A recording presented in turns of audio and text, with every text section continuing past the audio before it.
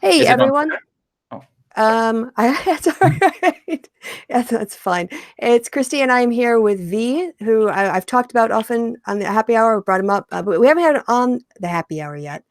We haven't had mutton chops and V go face to face yet. But you are here tonight, and we're going to talk about the GOP. But the I can't.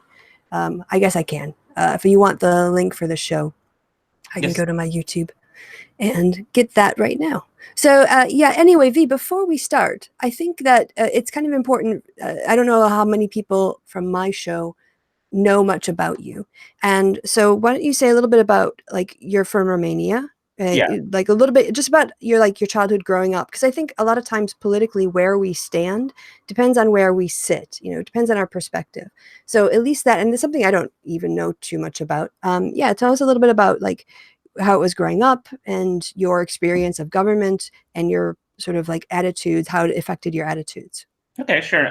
So as you guys know, Eastern Europe was under the Soviet Iron Curtain. We had strong communist influences, and even after the communist regime fell, the same mentality people had didn't change overnight. And I grew up initially in a wealthy family. Both of my grandfathers were university professors. After that, when they passed away, things took a turn for the worse. We became quite poor. I managed to finish the University of Law, and then I went into the capital to look for a job. But the problem was that the housing crisis in the United States, which affected the rest of the world, hit. So it was very difficult to find a job, and I lived quite poor in the Romanian capital. There were days where I went without food. Eventually, I did land a job at a hospital. The person, in front of the desk that gets to do the statistics and talks with the patients as they come in, and I really liked it. So I decided to go into a job in the medical field. So I went into the University of Medicine, and I did the second university.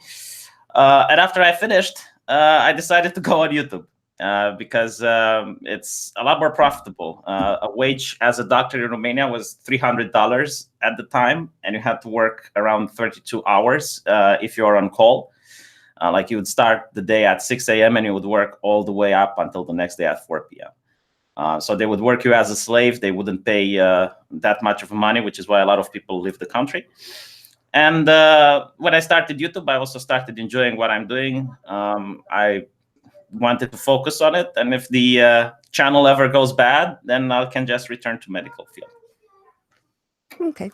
Yeah. And so your childhood perspective growing up like on communism, because I think this influences how you think about things now, is like, what is your perspective on communism as you experienced it? Right. So the problem with communism wasn't necessarily the ideology, but it's the corruption that comes with it. Like all the power in the state gets concentrated into the hands of a couple of people who can't be called into check. There's nothing you can do if you notice that they're involved into corruption. And they pretty much get to do whatever they want. Like, for example, the communist leader in my country wanted to pay Romania's external debts. And because of that, he ordered food rationing. So even though the country had a lot of food, people couldn't buy as much as they wanted because everything was rationed. So the way I view it is not really based around the ideology that much, but it's the thing that every decision in a country and a person has in their life is taken by a handful of people. That's really the main issue with it. All right, I think that's fair enough. I think when people look at forms like democratic socialism, where you would keep elections and policy changes, the economy would be restructured. I mean, I think that you were saying that that isn't the sort of communism you're talking about. Well, it's not the one that Karl Marx envisioned. No, like No, the idea of but communism is, yeah. you know, it was also like 150 years ago. So things have moved on. Yeah, I keep telling that to people because I do speak with people from both the far left and the far right. I disagree with them both, but I do engage in conversations every now and while on Twitter. And their whole view on it is that they keep talking about the Communist Manifesto and factories and stuff, and it's like we live in 2019 where like a factory worker is actually an Amazon employee. Like if you want to talk about oppression, talk about people who work at Amazon or people who work at Apple, because that's the new type of factories. Yeah, I would say, the warehouse worker or other people like that. I mean, yeah, the terminology could be updated, but the general principles, I think, Marx is a foundation for that line of thought, the same way that Charles Darwin is the foundation of evolution. But evolutionary theory has moved on a lot since Darwin. And, yeah, I can see that. I understand the comparison. The only thing is that a lot of people do take like the Communist Manifesto way too literally, and I see that a lot on Twitter, especially people who have like black flags on their avatar and stuff. Yeah, and there are people who take Ayn Rand too seriously too, as you know. So you talk to people on the far left and the far right. So yeah, I did talk with anarcho-capitalists as well. I think Academic Agent is borderline. Like he's not anarcho-capitalist, but he is way out there. And I did have conversations with him. I disagreed on a lot of things. So should we turn to the topic that I used the title on? It was, and I can share it actually because I've got this up as well as the chat. So let me do a share on this screen one. Yeah. So I'm not entirely sure that how much we're going to disagree or about what we're going to disagree or what we're going to talk about precisely. But the general thesis of this piece by Tim Wise is that forget their origins, the GOP is a white nationalist cult. So I guess I should read part of this out as a way to start, and maybe we can, or do you want to read? Yeah, just one question. Like when you say white nationalist, I'll first give my definition, and then you can give yours. As I mentioned, I did speak with a lot of people on the far right, and I even had like debates against Richard Spencer and against what is the owner of the Daily Stormer called, Andrew Anglin.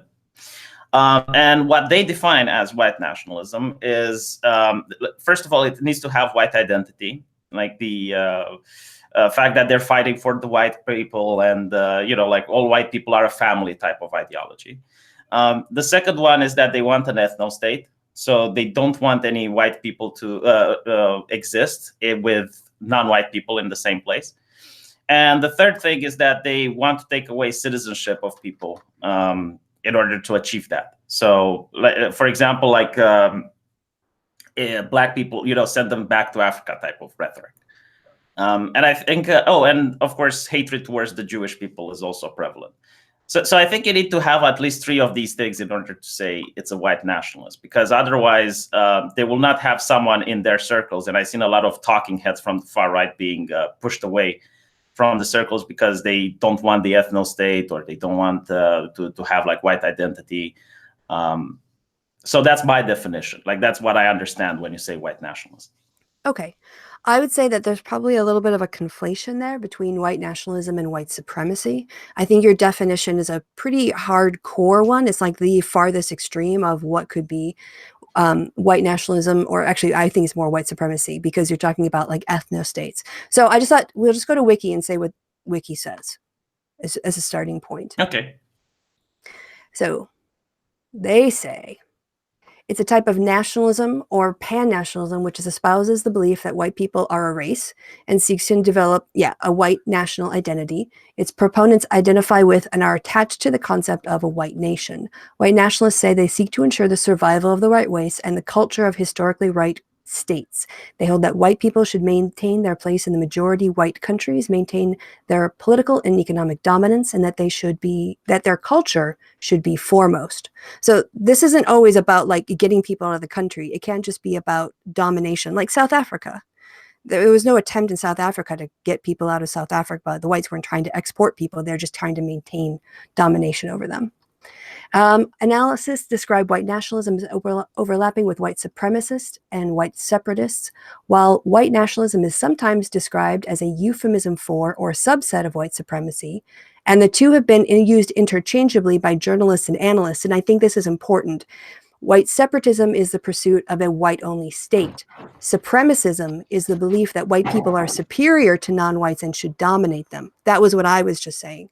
So I think, Spencer is a white separatist, but you can be a white supremacist without being a separatist.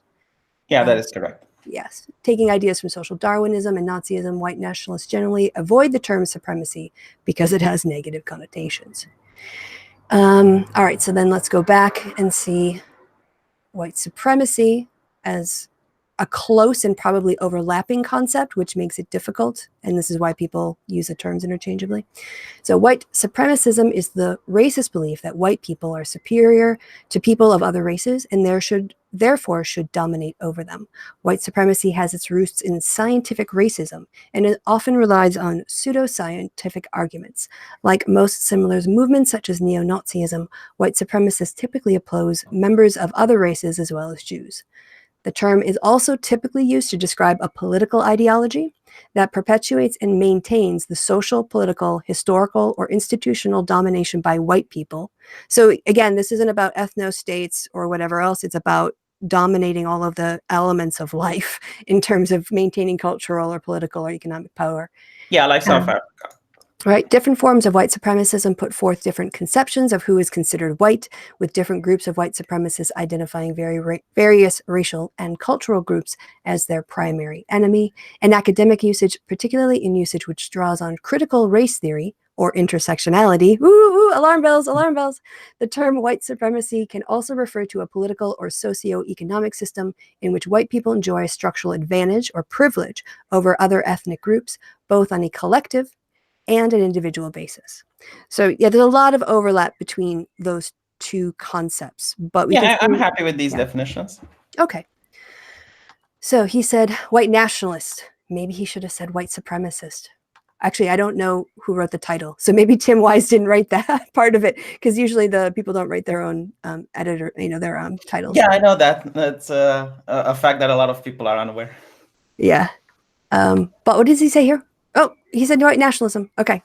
Enough with the party of Lincoln nonsense. The Republican Party is now the party of Trump, and that means the party of nativism, racism, religious bigotry, and white nationalism.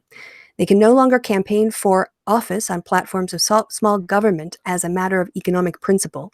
They no longer advocate free trade. Rather, they beat the drums of xenophobia, speaking of the nation being overrun by swarms of dark-skinned others, and warn of the existential threat to Western culture itself posed by migrants of color and Muslims. And their congressional representatives stand by while their leader, the president, tells 4 congressional women of color to go back to where they came from if they don't like America as it currently exists under his administration. Rather than calling out this racism for what it is, Republican leaders were more upset about Democrats labeling Trump racist than for Trump being racist. And polls indicate the president's approval ratings went up among Republicans after he did it. Both are definitive indications that the party has now decided to go all in as a white nationalist cult. I'll do 2 more and then we'll stop. Okay. The GOP is finally and fully metamorphized into the very thing it initially opposed. They are the new second coming of the Confederacy, resurrected from its ignominious defeat over 150 years ago. It's ironic because Republicans never tire of reminding everyone that the Democrats were the party of Southern Confederates. It's a way to position themselves as the party that has always opposed racism and white supremacy, while the Democrats were the party of slavery, segregation, and lynching. Let me just do one more because it wraps it up. Of course, the only way anyone can make this argument with a straight face and use it to score modern political points is to ignore some significant contemporary developments. And then he talks about the differences. So I think these are the policy differences. So we can stop a little bit here. So first of all, V, since I've been doing all the talking and reading, we can go ahead and get your take on at least this part of the article and maybe the article in its totality, since I didn't have a chance to ask you yet. Well, what were the initial tweets that Donald Trump sent? The actual ones that targeted these 4 women? Well, we've got new ones since then, of course, targeted at Elijah Cummings. But let's look at the ones the article talks about, and then we can go to the new ones. Trump, go let me see if I can back. find them as well. Maybe I can find them faster. Tweet. Do I have it under images, maybe? Donald Trump's racist tweets. This looks like articles. Is this one it? I'm looking for them as well. All right. On-air fact checking. Oh, nope.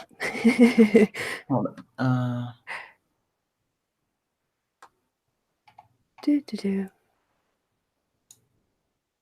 Oh my God. Ilan Omar, Trump go back tweet, reminder why America won't accept us. Well, if America doesn't accept you, how are you in Congress? Jesus. Well, if we look at the stats, we'll see what parts of America don't accept her, because you can see who thinks Trump's a racist and who doesn't. It was very interesting, the Quinnipiac poll that just came out. It's so difficult to find like the tweet, because you find 100 articles based on it, but I think I found it. Hold on, All I'll right. give it to you. I've got one here. Hopefully Vox has it. Okay, thank you. I think this is the one. I clicked on it. So interesting to see progressive Democrat Congresswomen, plural, who originally came from countries whose governments are a complete and total catastrophe, the worst, most corrupt, and inept anywhere in the world, if they even have a functioning government at all, loudly, viciously telling the people of the United States, it's too small to read. So, I'll do it. And viciously telling people of the United States that the greatest and most powerful nation on earth, how our government is to be run. Why don't they go back, help fix the totally broken and crime-infested places from which they came, then come back and show us how it's done? So it's not that he wants to deport them. It's basically like, go and fix the country and then come back and show us how it's done. Like, it's not taking away their citizenship. It's like, yeah. If you have the tools to fix the country, why didn't you fix, countries that needed more than America? Okay, 3 of the 4 women are native-born American citizens. The other one was a refugee who became a naturalized citizen. All of them are citizens. But he doesn't name anyone. He just sees interesting to see progressive congresswomen. But wait, listen to what I'm saying, V, right? Yeah. So he's assuming because they're brown, they're foreign. He's conflating one woman's experience with all 4 because he can't tell them apart because he's racist. Okay, that's the first problem with what he said. He's not naming anyone, though. But he talks about we know who he's talking about. He knows who he's talking about. Everybody knows who he's talking about. This isn't like, we know the 4 women he's talking about. Well, I guess you could say he's playing Cinderella, and if the shoe fits, but he's not naming any of the women, which is why the Republicans don't find this to be racist. Okay, but the thing is, it doesn't matter who it would be directed at. It would be racist if the person, we know who the 4 women are. Let's just stop with that pretense. Okay, everyone knows. It's the thing that, he said it too. He's mentioned their names before. So it's not like this is a mystery. And he's, again, conflating the fact that one of them is a naturalized citizen with all of them. So that's the first problem. 2, he talks here about being crime-infested places. Crime-infested, rat-infested, these are all things that to American, like the discourse of America, harken back to the sort of racist pictures painted of ghettos and, neighborhoods dominated by poor Black people, right? So he's drawing on, his dad was arrested at a Klan rally in the 1920s, right?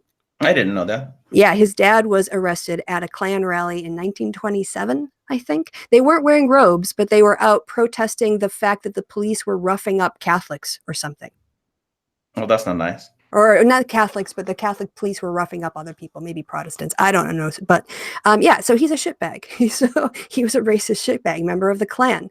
Donald Trump grew up in this. So crime-infested, rat-infested, these are things that he associates with the Black community. And when he says crime-infested here, where these women are coming from, one of them is from New York City. Donald Trump is from New York City. So again, there is a racist element here that he's drawing on. And then he talks about going back, right? Go back to where you came from. And again, this is something that African slaves whose ancestors or themselves were kidnapped and brought over and made slaves and put into the American, slave economy. They were then told to go back to Africa, even though they built that country. They were the ones working, making all the money and the profits that allowed for the development and the nice houses and the culture of America. It was built on their backs. And their descendants are told to go back to Africa from people like my family who came in the early 1900s. What, like I'm more of an American because I showed up less than 100 years ago, and those people have been there for 400, their ancestors were there 400 years ago. So that's why the whole go back thing is so offensive, and it's so obviously racist. During the civil rights movement, when people were trying to desegregate public pools and water fountains, they were told to go back to their own neighborhoods and self-segregate. So this to American is a racist phrase, and that's why when Quinnipiac asked, like 51% of Americans say Donald Trump is a racist. Like a majority of Americans recognize that this kind of discourse is racist. Now, white voters are less likely to say he's racist, and men are less likely to say he's racist. But still, even with whites being 66% of the population, half of the US country thinks he's a racist. Okay, So, I mean, I can tell you why I don't think he's racist. I don't know about other people, but number one is the fact, and we disagree on this, but he didn't name anyone. It's the mainstream media who started naming the women. Secondly, like the crime-infested place, there was recently a journalist who went into Somalia in order to show that it's a beautiful place and got killed. Somalia is actually considered to be one of the worst places on earth, next to North Korea. So there were also articles showing how a person who got deported into Mexico got killed, and a lot of left activists, if you want, we can look it up on Google, were saying that you should stop deportation into Mexico because you're putting people's lives in danger. yeah, Mexico is a dangerous place. Yeah, like Mexico, Somalia, there are places where, because the government is either corrupt or there is no government, you do have crime just existing to a degree where you don't find in the United States. But they're from where he's saying these women are from congressional districts. They're American citizens. He's calling the crime-infested place their districts. Well, one of these women also wanted to deport Donald Trump 3 years ago. She posted it in a Okay, tweet. but that doesn't change anything about his comments being racist. No. My point is that it's very difficult for a Republican to look at these things and don't see the double-sided nature. Like when a person says, "Oh, deport Donald Trump," like people are not going to call that racist. They're not going to be offended because it's an insult mostly. It's it's like, how would you like it if it was done to you, type of thing. So this is why people also don't get upset when Donald Trump doesn't name a woman and says, "Look, if you don't like America, which is far better than any other nation in the world, why do you not fix the other nation and then come back here and show us how it's done?" It's not like go away and never come back, but it's more like, if you have the ability to improve America, which is the best, then clearly you also have the ability to improve a country that's far worse. But V, they're not citizens of any other country. They can't go anywhere because they would be, there illegally. They can't go back to anywhere. Yeah, but you're taking it literally. I don't think you actually expect these women to go on a plane. Well, if they're not actually going back to that country, then they're going back to their districts. So he's calling his own country the worst country in the world. I mean, the thing is that what you're missing is the fact that this is directed at 4 women that he's conflated into all being others, as opposed to acknowledging them as citizens. And aren't you like isn't Carl like a civic nationalist? Like, Yes. Isn't this supposed to be based? So it's wrong to assume he's basically questioning their citizenship because of the color of their skin and the fact that they disagree with him. Well, see, that's the thing. Like, he's not talking about deportation, and there's 2 things to point out here. One is free speech, which the U.S. president has, so he can insult other people if he wants. And the 2 would be, if you would sign an executive order actually talking about removing the citizenship of these people, then yeah, I would be the first to protest against that. Like if you see, the Republican Party try to remove citizens from people, like, holy shit. Like, I would be the first one to just make videos after videos about condemning that. I think he might have said something like that. The only way you can do that legally is if someone has dual citizenship and committed a crime in one of the countries. Like, but this again doesn't get back to, I mean, you're kind of arguing around everything except the actual. Yeah, here we go. Donald Trump wants to take away your citizenship. Yeah, he wants to denaturalize American citizens. All right, let's see how he wants to do it. Right. So, walls can't always be seen. Donald Trump may never build his Great Wall, but that doesn't mean he isn't working to wall Americans in. It's a story that needs to be told. This past month, for instance, claims. Okay, hold on. Oh, these please take off your ad block. All right, fine. Refresh. And then give us money. Like, give So me when you five. watch my video, you don't give me revenue, Christy. Yeah. All right. Um. Well, they're not doing Right. good as a paper. I'm trying. Yeah, I'm just trying to. They've got like a long lead in, and I'm trying to figure out, like, just fuck off, but it won't fuck off. Da da da da da. I think that's it. Meanwhile, Hold on. sorry. Scroll up. Scroll up. Here we go. Here we go. Meanwhile, he also turned to naturalized citizen. On them, the 14th Amendment grants what it grants on them is clear. It grants citizenship to all persons born or naturalized in the United States and subject to the jurisdiction thereof. Under U.S. law, denaturalization can only occur in certain situations, such as if an individual lies on their application for citizenship or is guilty of bad conduct, such as membership in a terrorist organization or other honor or an other than honorable discharge from the armed forces in the first 5 years of citizenship. Using Trump's presidency, there's been an all-out effort to find and prosecute such cases. Between 1990 and 2017, according to the National Immigration Forum, the Department of Justice filed an average of 11 cases of this sort. In 2017, that number more than doubled, and 2,500 new investigations were reportedly opened. In June 2018, the DHS announced plans to create a new office in Southern California, whose focus would be uncovering cases ripe for denaturalization. From undocumented immigrants and asylum seekers to refugees, DACA kids, and naturalized citizens, the pattern has been evident and the message has been the same: get out and or stay out. So that's what they're basically ramping up efforts. Like I said, between 1990 and 2017, there were 11 cases, and now they're opening a special office just to target people who've done their paperwork wrong or have done some sort of flaw, and to strip them of. I mean, no, they're seeking people out, like they're finding excuses. It's the way I understood it. Like, if you go back, it says that it's already under American law. Like, he's not creating new legislation; he's just applying old legislation, which wasn't being enforced. Yes, in order to strip people of their citizenship. So you said when he starts to do that, you'd make a video. No. And he talks about taking away citizenship.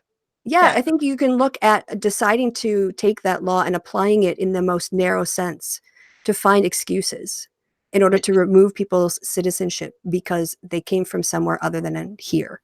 Well, the law, I believe, targeted people who are guilty of terrorism, and what were the other cases? Dishonorable discharge within 5 years if you serve in the military. Yeah, so it's just your hypothesis that it's like wrong paperwork. Like, there might actually be, people who are fitting the criteria, but are getting under the cracks because the law isn't applied. Like, enforcing a law that already exists, I don't see that as being, tyrannical. No one complained about the law until now.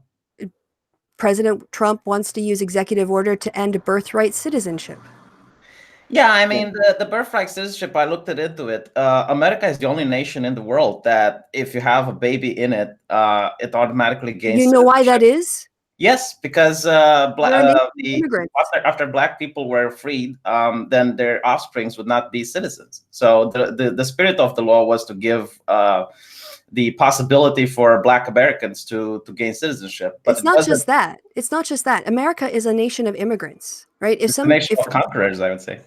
Right. And so when people came over, first generation Germans, they gave birth, those kids were American citizenship by virtue of where they were. It's a way to integrate people into the country and to bring them into the process. So it wasn't just for, slaves, because they didn't do shit for slaves. Birthright citizenship is in the Constitution, I'm pretty sure. The 14th Amendment. You're right, the 14th Amendment, but that we just talked about. But it extends to like all immigrants. It's just a way to increase a national identity faster. Yeah, but it's the only nation in the world that does it. So, if he it's wants part to of our history.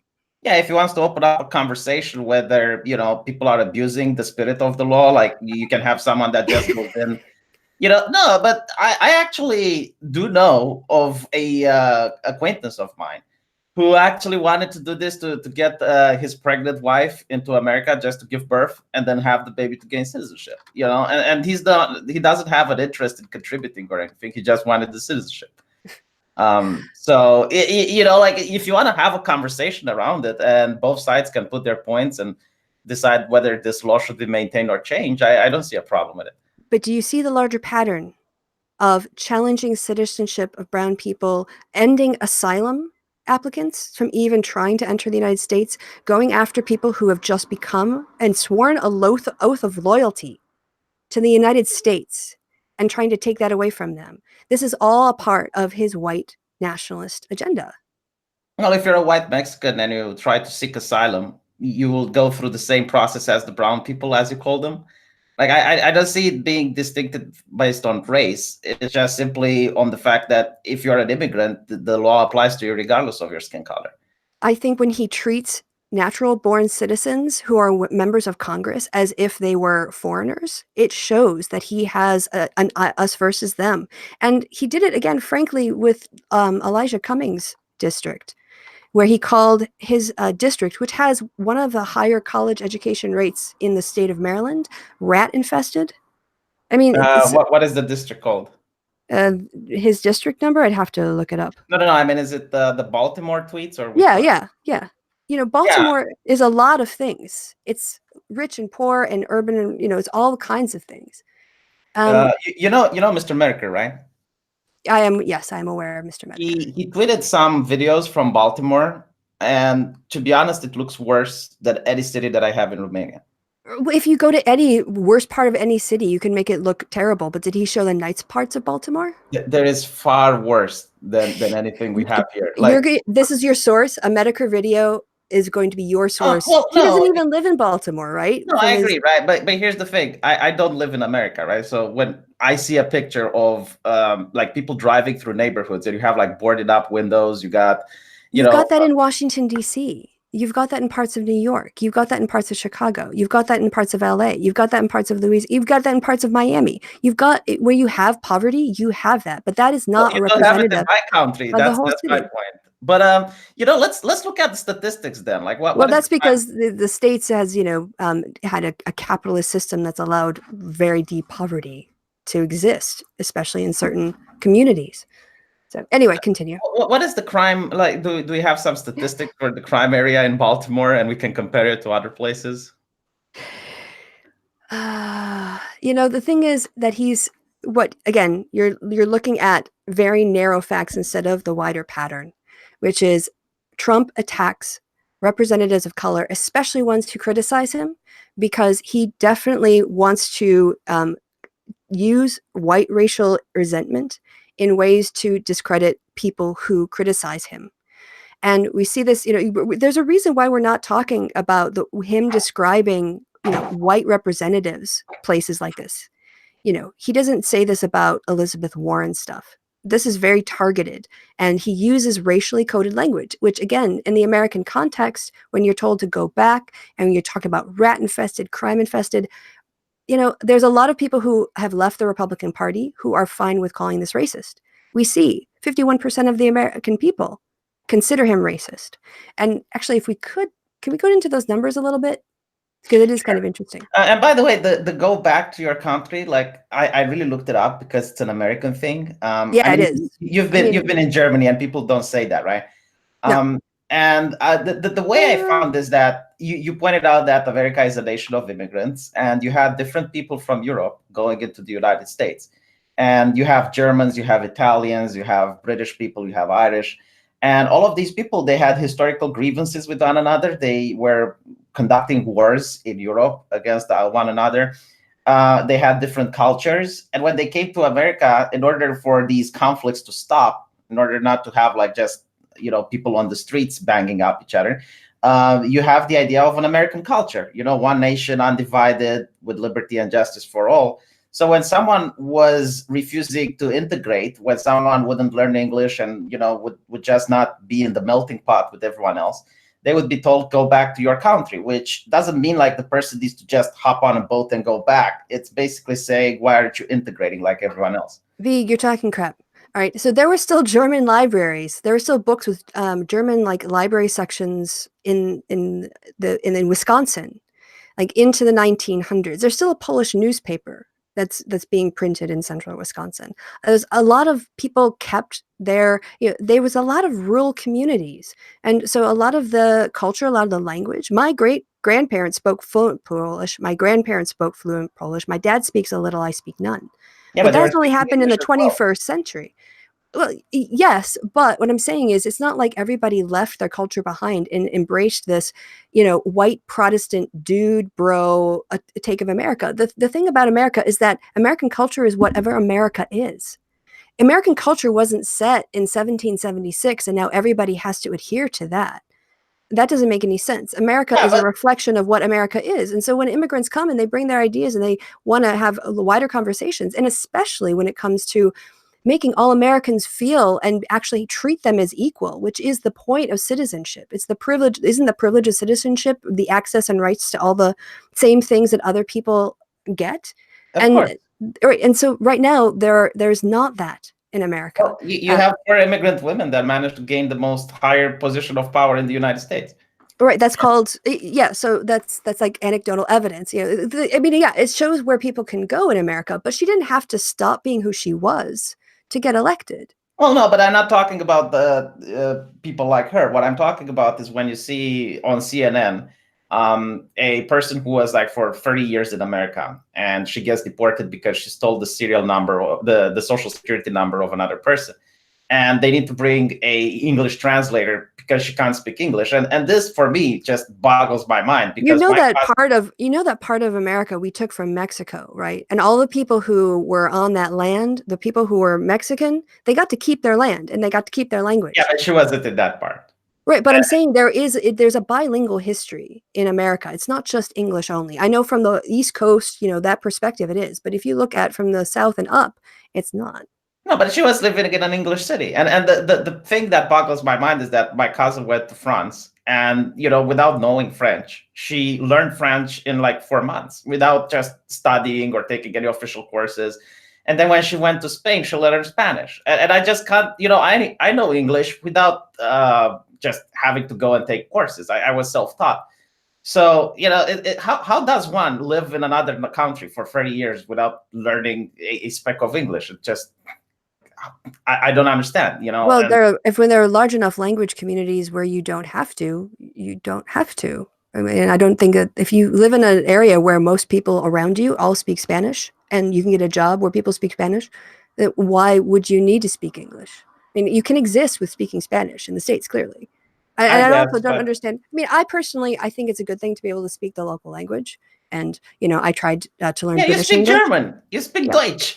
But Yeah. but also, I get if there's a refugee family comes over and there's a 70-year-old woman, I'm not going to expect her to, No, at of course not. 7, But if it's 30 years, that they stayed in the country, that like this is the thing that really baffled because again, I, like I've never I stepped don't foot in think you have to America. speak English to be an American. I'm just going to put No, that no, out no. there But it's as an like American. if of course, but if you want to be part of the culture and you want people to look up to you that you're integrating, you at least need to learn the language. Like Well, if I were I going mean, to Saudi Arabia, I would learn Arabic.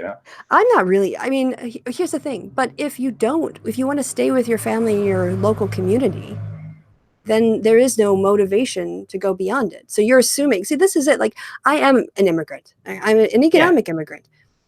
Even. Horrible. And I speak enough German to get by because it makes my life easier, frankly.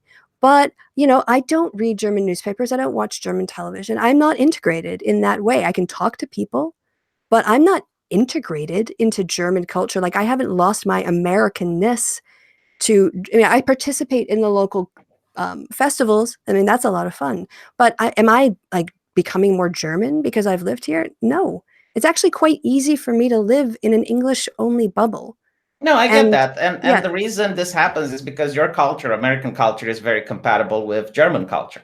But if, let's say, 1,000 Romanians were to go to Saudi Arabia and they would keep their customs and, drink alcohol and eat pork on Christmas, you would find that because of the culture clash, there's going to be a lot of strife and conflict that erupts.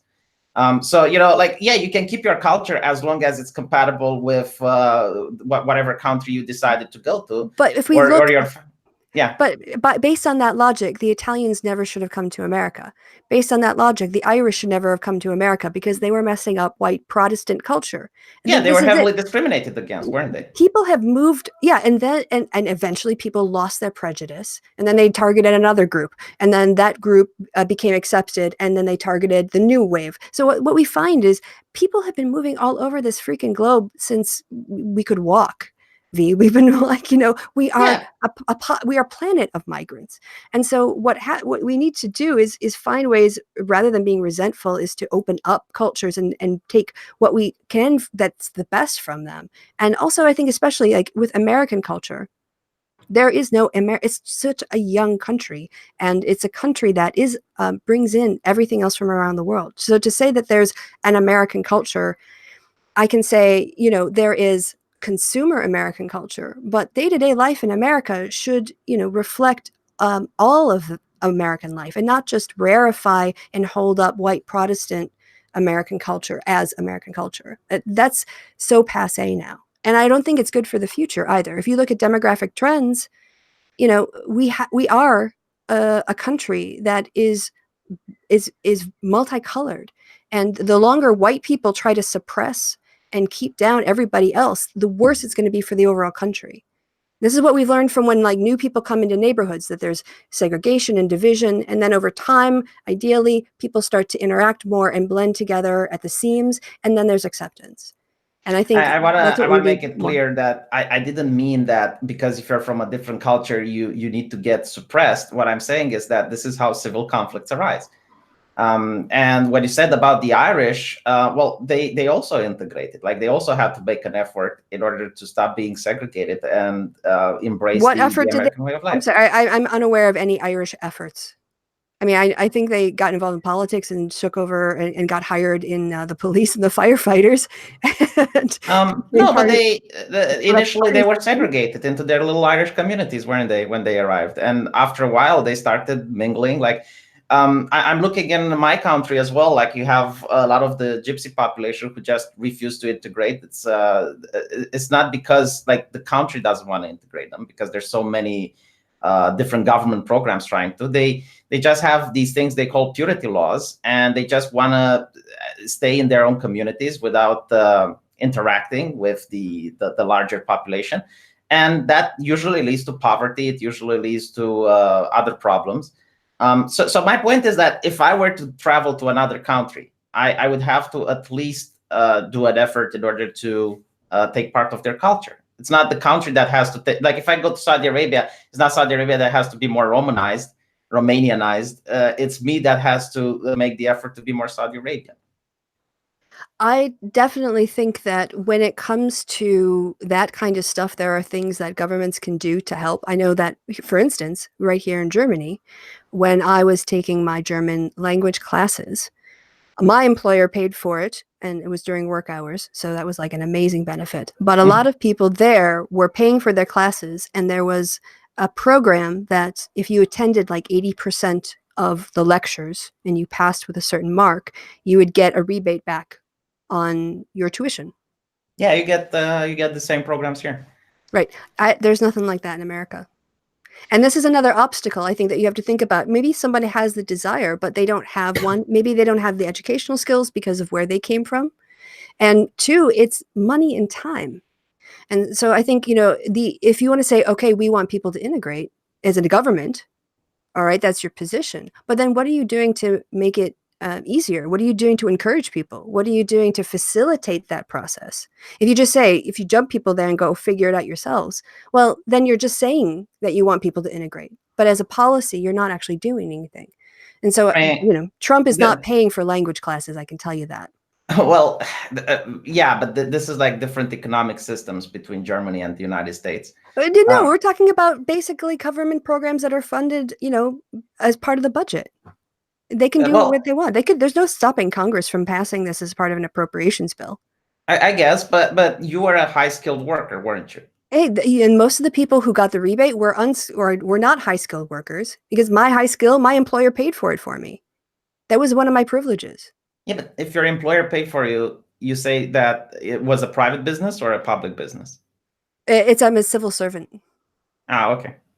I mean, I don't know. Like, if you're a important person, like a very highly educated person that you go to America, I mean, there are companies that are willing to give you training, and that Yeah, that. but if you're an asylum seeker who didn't have a primary education because there was a war going on in your country, you're not really best placed to find out an English language school and find one that's right for you and pick out a price plan and start learning a second language when you don't even really know your first.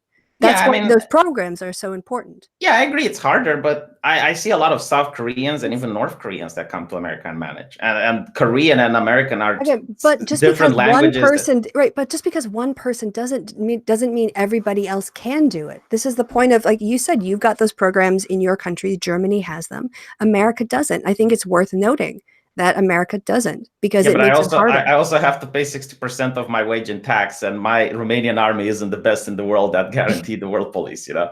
Like, Well, I pay 41% my tax, and German economy is doing okay. So, well, no, you need to add the VAT tax to it. oh yeah, that's too much math. Right. So it's a lot of money in taxation, and a lot Well, of but I people don't want. pay VAT on food or on my transportation. There's a lot of things I don't pay VAT on, to be fair. For the Americans who don't know what VAT is, it's, in my opinion, a double tax, which should be illegal, but for some reason the European Union managed to smuggle it in. You pay your tax once you get your wage, and then everything you purchase, unless it's like essentials such as food or transportation, you pay another, depending on which country you are. I think in Romania it's like 19%. I might be wrong, but you're basically like taxed twice for things that you buy, unless It's they're called, like. yeah. In the States, it's called a sales tax. And cities can levy sales taxes, and counties can levy sales taxes, and so can states. So sometimes you get 15% sales tax if you're like in Washington, D.C. at a restaurant or something. Yeah, I I think it's think. actually higher. Yeah, I think it's basically a way to tax people twice. If you already pay taxes for your wages, then obviously the wage you have, you're going to spend it on something. So you now pay, like an extra tax when you buy something. It's. Well, again, you don't pay tax on food. You don't pay tax on necessities. This is why the whole tampon tax was, is I it think. tampons a luxury or a necessity? Yeah, it's a necessity. I don't think there Yeah. should be a sales tax on tampons. But the thing with the VAT tax is you'd still pay on food. It's just smaller. I think like for bread is like 5% or something, but it's still a tax. I would have, well, it's all in the price tag, so I don't know. I just pay my bill. I don't know. I don't know the difference between German and Romanian VAT levels and policies and exceptions. No, it's the same. It's the same rules because it's in the European Union. But anyway, let's go back to this. Yes. All right. So the thing that I was talking about, the difference in cultures, is that these four congresswomen, what I think bothers a lot of right wingers is not their skin color, but it's the fact that they're trying to push socialism in one of the most capitalistic nations on earth. In what way are they trying to push socialism?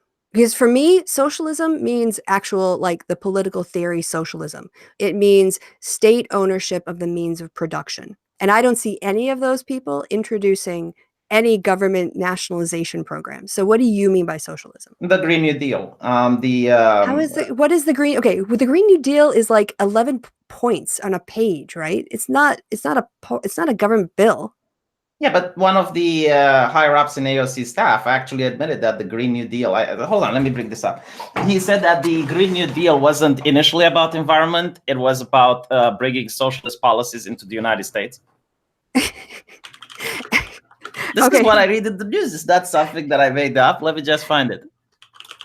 It depends on whether he's talking about actual socialism or Bernie Sanders socialism, because Bernie Sanders socialism Yeah, is, it's not socialism. yeah. Bernie Sanders, I would consider him to be like a centrist compared to where the Democratic Party is now. He's the farthest left person on the stage. Come on. No. Yeah. Well, when you say things like to give healthcare to people who aren't citizens, like to first of all to stop deportations, right, to get as many people in as possible, and then give them healthcare. That is what I would consider to be far left. But if you have people in the country and they have an emergency, they're going to go to the hospital anyway. So they do have health care, V. Yeah, but So the doesn't it make more policy. sense if people are working that they get their insurance and they go and get to the hospital so they don't cost more money?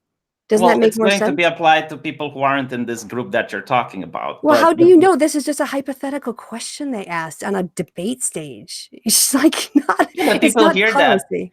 Yeah, like when you go to vote, a lot of people don't understand this. You have like people who are going to be Republicans and Democrats, and they're probably not going to change their mind. But if the other party says something ridiculous, like for example, what would trigger Republicans is probably going for their guns or talking about increasing their taxes, then you're going to have people who probably wouldn't go vote. They would then go vote, if you know what I mean. Like when you say these things and people hear the debates, you're going to energize the opposition a lot more than you're energizing your own base. Well, at this point, Trump's way of energizing his base is these racist appeals and basically, using racial slurs like with Pocahontas slur and all other stuff. He's just trying to gin up support. Oh, we didn't look at the stats. Sorry. I know we want to talk about the Green New Deal, but very quickly, I thought this was interesting.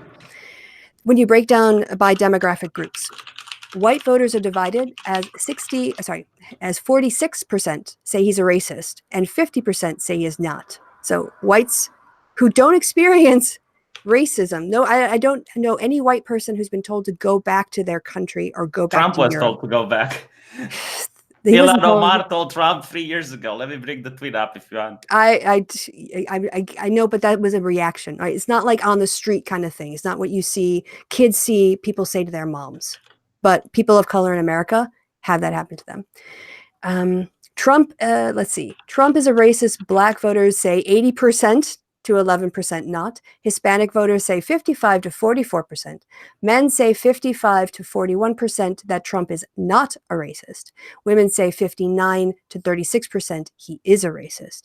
So definitely white guys are the least likely in terms of a ratio, odds ratio, to say that the president, also who is a white guy, is saying is racist, and they are the group least likely to experience, racism or sexism.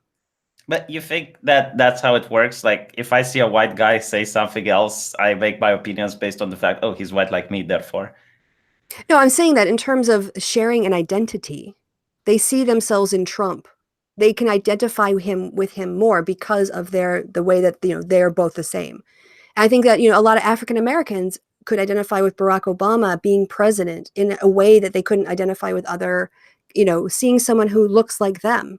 But white guys see people who look like them in power all the time. I mean, on the left right now, if I were to choose, I would choose Tulsi Gabbard. Like, I would Yeah, I identify know with her she's more your than favorite everyone else. liberal. Yeah, Yeah, it's that's because what she's starts about. anti-war. She took a stance against big corporate censorship when apparently, like, her AdSense was terminated because allegedly of her political campaign. So she decided to sue. Like, she's got. I look at people based on policies, not on skin color. Like if they say something that resonates with me, I'm like, okay, that's a person that I want as a leader. I would rather have someone like her than someone like, I don't know, Joe Biden, which has policies that I wouldn't like. All right. Well, I think we're kind of drifting off this whole topic. So basically, I gave I you didn't. the link for the Green New Deal where it I've got points one out. from Box. It's all right. I've got one from Box. But I just want to say, obviously, I didn't expect you to concede that Trump is a racist, white nationalist, xenophobe. I didn't say he's a racist white nationalist. No, I said I didn't expect you to concede. Oh, okay. Right. No, I mean, he didn't name the people. He didn't say, like, go back and never come back. It was just a way to put the spotlight on them. And the media it's is not now. like there's not a checklist like, oh, if you don't do these things, then you can't be called a racist. We know what everybody know who he's talking about. The news media knows, Trump knows, the women know, his followers know. Then why doesn't he just say it? Like, if it's a white he nationalist. has. No. Like, why Yes, didn't he just come up and said, these 4 women, I think they should just leave America. We should take away their citizenship. I'm going to sign an executive order to make that happen. Like, why isn't he doing that? Because he doesn't have to be that blunt. He can say it in his own language. And his followers and his fans know exactly what he means. Again, you want to say like, oh, if he doesn't do X, then it's not racism. That's not how racism works. He's targeting them. Yeah, I can tell you as one of his fans how I interpret it. First of all, it was stop complaining about American culture, stop calling it trash. Stop picking on Jewish people in Israel. Stop, trying to deport the United States president. Stop trying to bring socialism. That's how I interpret it. Like, All to right, so me, it had nothing to do with the skin color. If it was four white dudes that had the same policies, the same argument could have resonated. All right, so let's do V's racism checklist. I'm writing it down right now. All right. What? Because when Trump eventually does something that checks all these four things, I'm going to come back on you and say, okay, now you're going to have to say he's a racist. All right, so what are the elements of something to identify it as racist? Well, the etymology of the word racism stands for an ideology based on race. So when you view the world through the prism of race and you make your decision solely based on race. It's what the white nationalists do. It's like, okay, black people using their pseudoscience, like black people have low IQ. And so, therefore, when they see a black person, they will automatically assume that they're dumb. So like when Michael Cohen said that when they went through a poor neighborhood, Trump told them only black people could live here. That would be racism. Yeah. Okay. All right. So it has to be like some overt mention of a race. Okay. What else is on your list? Names? It's just making a decision solely based on race. Like, you don't know the person, you don't know anything, or you make decisions just based on like making a legislation that would only target one race. Like you mentioned with South Africa, when you have but we're talking about a personal racism here. So I mean, once you know somebody, you can't be racist toward them anymore. Is that what you're saying? No, of course you can. Well, that's kind of what you defined. No, if you basically know someone, but you still say, well, that's a black person, and therefore they're not going to be very smart. That is racist. Okay. So, but you made this thing about like he didn't name the 4 congresswomen, but you're not mentioning that in your list. Well, it's not tied to race, in my opinion. Like, if there were 4 white people pushing for the same level of socialism, they would still be a problem that he would highlight so that his fan base knows. It's like, look, these 4 Democrats are, right now bullying the House Speaker, calling her a racist, and it's like. So would you agree with Lindsey Graham's statement when he said, if you've got someone who's Muslim, but they're wearing, walking, they don't disagree with the president ideologically, they're walking around with a MAGA hat, those Muslims don't have to worry about harassment in America? Is that kind of what you're saying? No, like, Muslim is an ideology, it's not race, so it's a way of thinking. And people are going to judge you if you're a right winger or if you're a left winger. Like, when you have an ideological framework, it comes with a baggage. What Lindsey Graham was saying was he's criticizing these women's ideology. So someone who was, say, Muslim, if they were along with Trump and wore a MAGA hat, then they would be okay. Is that kind of what you're... I think I've seen North Koreans having MAGA hats and being attacked by people on the left. Like, I guess you could quote say you would somebody's from North Korea. I mean, it was, are they wearing a sign? No, it wasn't the news. Like, there were a couple of North Koreans wearing MAGA hats, and a couple of people jumped them, and they took their MAGA hats and they abused them verbally. But yeah, I mean, you would be safe with the Republicans, I guess, but you would still not be considered Muslim incorrectly by the Democrats.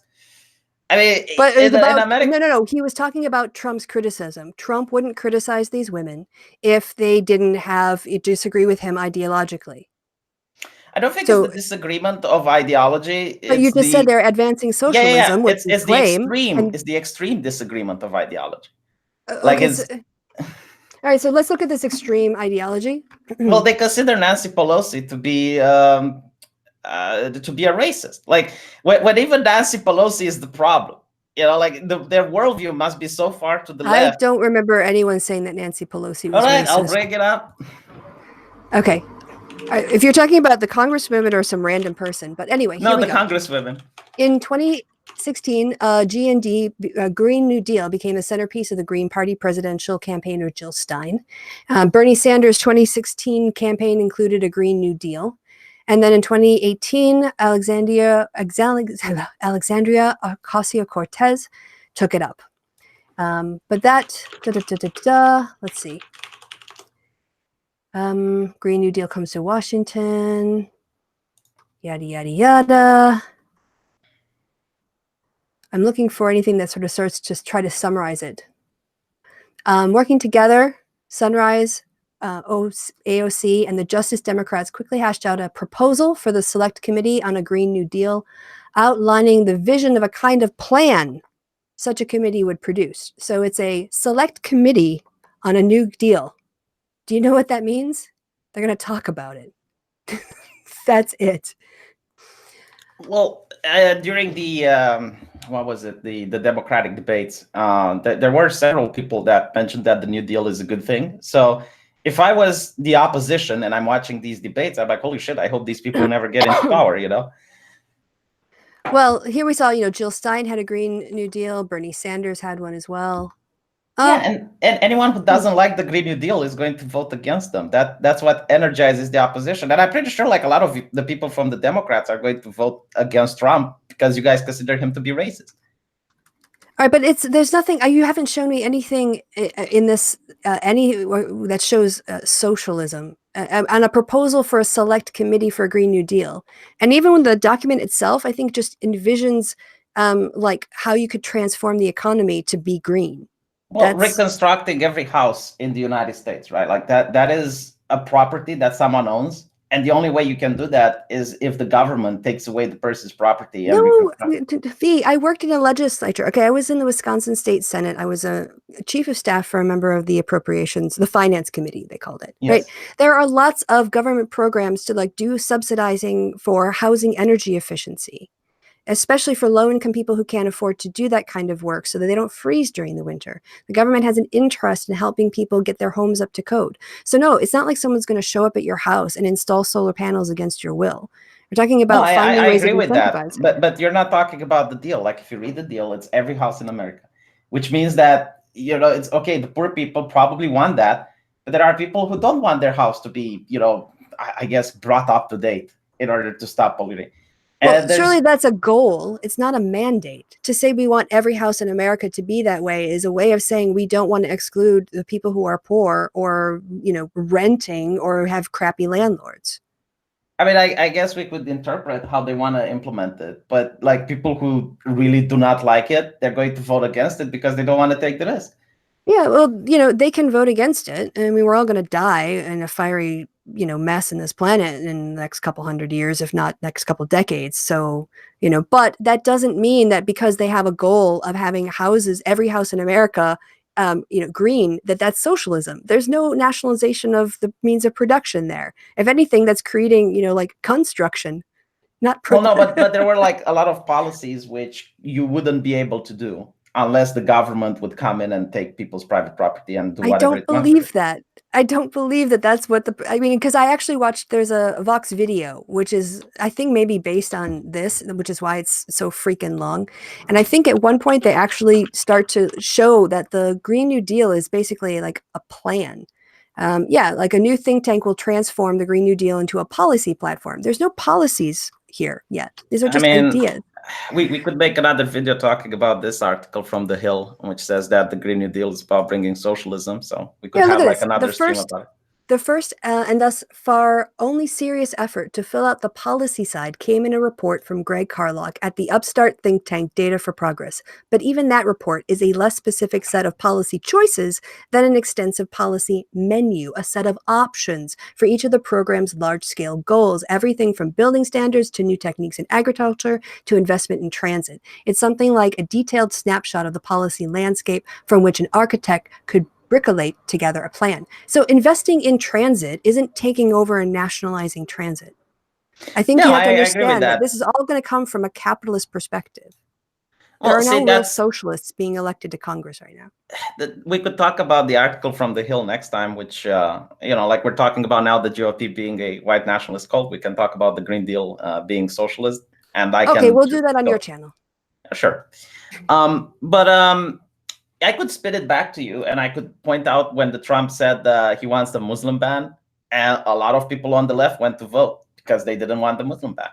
When it was applied, it wasn't like, oh, we're going to ban Muslims. It was like several countries which even had non-Muslims in it. V. Okay, we have to get the timeline on this right. Okay. So he campaigned on the Muslim ban in 2016. Yes. when he got into power pretty quickly after, because it was not long after the Women's March that people were protesting at airports, from my recollection. So early in 2017, he tried to do the ban on Muslims, or Muslim countries. And then that was challenged in the courts. He lost in the Ninth Circuit. There were, because it was found to be discriminatory. The court found his policy to be discriminatory. So rather than trying to fight it, they modified it. They threw in a few non-Muslim countries. And basically, it might have gone all the way to the Supreme Court. But basically, it took a long time. He lost and lost and lost until he walked it back, and put in other countries too. So it wasn't entirely exclusively Muslim. So they could say it wasn't ethnically based. That's what happened. I remember it was like the Obama's decision to highlight these countries as problematic. So he probably got into office and asked, his advisors. No. He announced on his campaign a total and complete ban on all Muslims coming into the country. I'm pretty sure I just said that word for word. That was Trump. And my point is that you had a lot of Democrats and probably a lot of Muslims that went and voted against him. But not in 2018. People in 2018 voted on healthcare. People in 2018 voted on education. They voted bread and butter in 2018. It wasn't impeachment that really got people to the polls. It got Democrats. It got people on Twitter to the polls. But your average person who's working a job, I'm from Wisconsin. I know these people, right? They pay a little attention to the 6 o'clock news. They get a snapshot of stuff. And if they get a bad feeling about somebody, they'll turn out against them. Right, but they're not deep knowledge voters. They're aware. I agree with that. You're the first person on the left who understands this concept that I spoke with. and so what they were voting on is my health insurance going up? Is the country's economy going in the right direction? Or it could have been a little bit, I'm just fed up with his guy's tweets. And a lot of people who might have voted for him in 2016 and had regrets. And that's why you got 6 million more votes for the Democrats and the candidates than the Republicans, which is why the House, had the largest. That always happens, doesn't it? Like no. This was historic. I mean, in terms of, you do get it back and forth. I will give you that. In the midterm election, traditionally in American politics, the party that the president's party in the White House tends to lose seats or have some sort of flip in the Congress, as people there's a backlash to that. But in this case, the last time the Democrats won this many seats was during Watergate, during Nixon. And there's a lot of Nixon-Trump parallels that I think presidential historians are going to draw. Trump is like a mentally unhinged, worst version of Nixon. And people after the Nixon who were with Nixon said, if we had a channel that could defend us, we probably could have withstood Watergate. And now we have Fox, and he's withstanding all kinds of stuff, from Russian interference to criminal investigations. And you have Fox on one side, and you have all the cable networks on the other side, plus the social media. So I don't know, Okay, let's talk about Fox News. Let's talk about Fox News in terms of who thinks Trump is a racist. Trump's tweets. Did you see Chris Wallace talk about Trump's tweets? No, I only follow Tucker Carlson from Fox. Yeah, okay, right. Well, you might want to check out. Yes, I did. There are clips of this. This was, anyway, Fox. Oh, yeah, this is probably USA Today. Fox News host Chris Wallace tells Stephen Miller, no question, Trump is stoking racial divisions. So this was on the Sunday Fox allow ads. That's, oh gosh. Stupid ad blocker. Fuck you, ad block. I just fuck you, all you places that stop me. All right. And now I have to refresh. Ugh, this sucks. Come on. Help me refresh. Damn it. Here, go do this. Oh, so the guy who said Pelosi was a racist is Saikat Chakrabarti. He's the AOC's chief in staff. Yeah, so he's a member of, that guy talks out of school. She's got to do something about him. He's also the one who went after that one representative, said that she was voting for racial stuff. It's very not done practice for members of staff to criticize members of Congress like that. And so that was, in terms of lèse majesté, do you know that phrase? It's kind of archaic.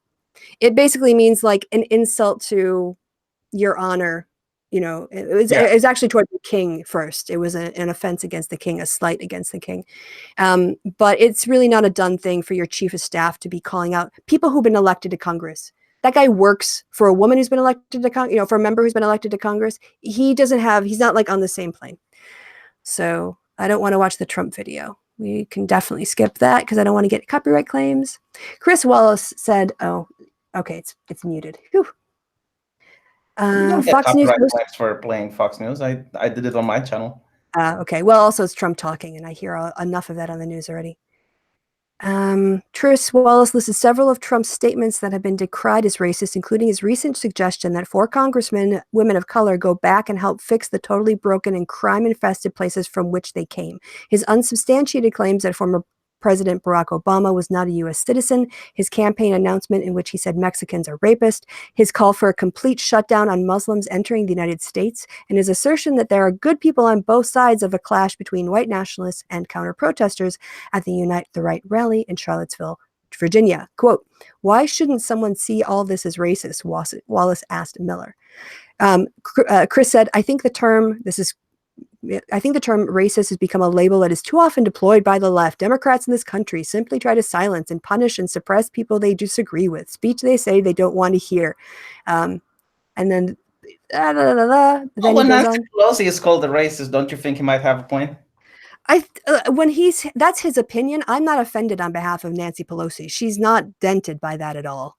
No. I'm not saying she would be dented, but like when someone from the left that's so proeminent gets to be labeled a racist, you kind of see that the word can be used in order to just say, okay, this is a bad person, we need to attack them. Oh, sorry, that was a week ago. Chris Wallace, here, I am reading the lines. That's where someone was saying the racism is you're reading between the lines to get the racism. And Chris Wallace replied, I'm reading the lines. Yeah. Okay. Well, I guess if they won't do it, I'll just pop it on really quick here. Also, the Green New Deal, apparently the cost would be quadrillion of dollars, and the people pushing for it, they call themselves democratic socialists. So like they want socialism, but they don't want to achieve it by a revolution. They want to achieve it through democratic means. Well, do you know the New Deal and the Civilian Conservation Corps? You know, the Hoover Dam was built on a program like that. The international, like the federal highway system, the Intercontinental Railroad. I mean, all of those were large-scale government projects because individual private groups don't have an interest in doing it. So there's a reason why you need government to do certain things because it can organize on a pretty big level for the common good. Yeah, but the dam didn't cost several times America's GOP. And when you have the person who is the chief of staff saying, well, this Green New Deal is not really, wasn't about environmentalism, but was about, changing the economy in order to like push the socialist agenda through democratic means. Or it could be a more sustainable green economy, including green agriculture and green energy, and transforming it from a fossil fuels and consumption-based economy into one that is actually sustainable. Well, you should have a conversation with the person who actually wrote the deal because they disagree. Well, there is no deal. This is it. There are just ideas for policies. So when they actually start coming up with policies, get back to me. Well, all right, but if that's the case, then they should have not jumped the gun and spook the entire right wing into going to vote for Look, Donald Trump. the right wing is constantly looking for people to hold up as spooks. So no, they're always looking for their next AOC, their next Nancy Pelosi, their next Hillary Clinton. This is how they thrive. They go from like demonizing usually women to demonizing usually women.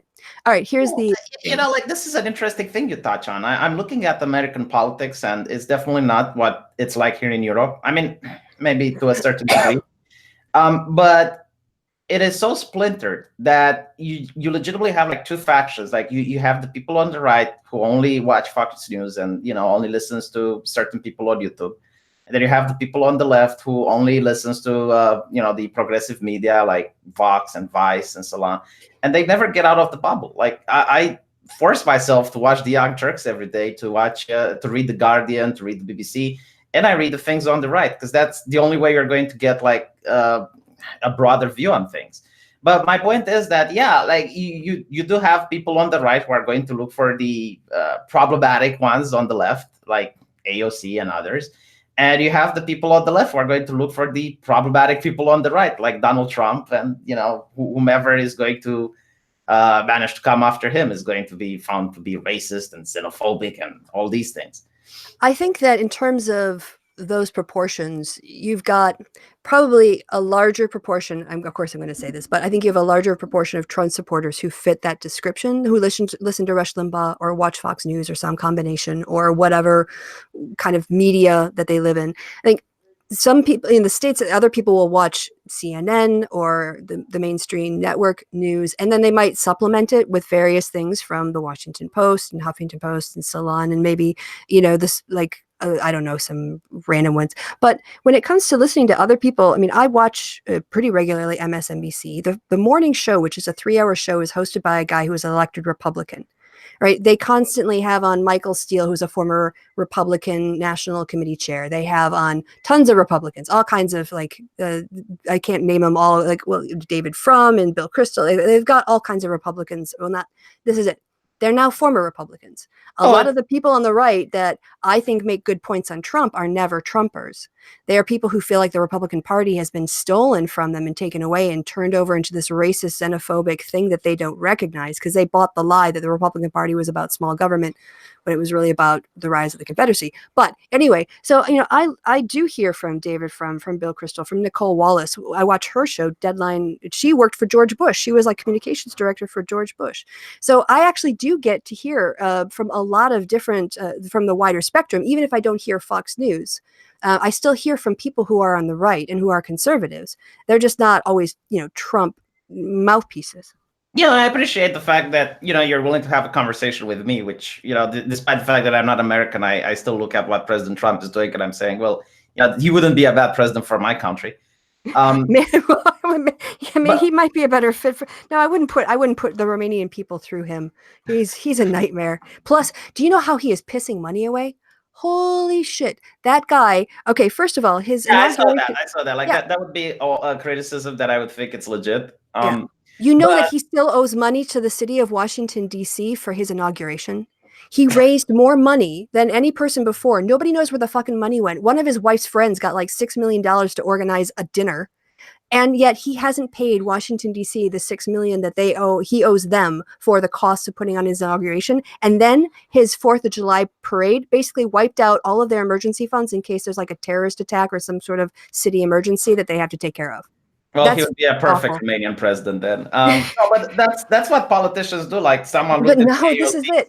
No, this isn't. This is what Trump does, and this is not like what other American presidents have done. This is the point. But like someone looked into AOC's fundings and they found out that she's living in a very luxurious place, and she said, "Oh, stop looking into me," and blah blah blah. Like we could look it up if you want. Wait. She's not being hosted. She's not being taken on Air Force One with Secret Service for your kids to go to Mar-a-Lago, the winter White House, so you can pal around with your friends and play golf every other weekend. Oh, no, of course not. But if she's spending money like this now, if she would ever become president, she would probably have a different way of spending. If she's spending more funds. Okay, but no, wait. If she's spending her own salary, that's her fucking business fee. Why are you judging her for how she spends her money? I'm talking about how Trump spends taxpayer money on his golf course trips. That's different.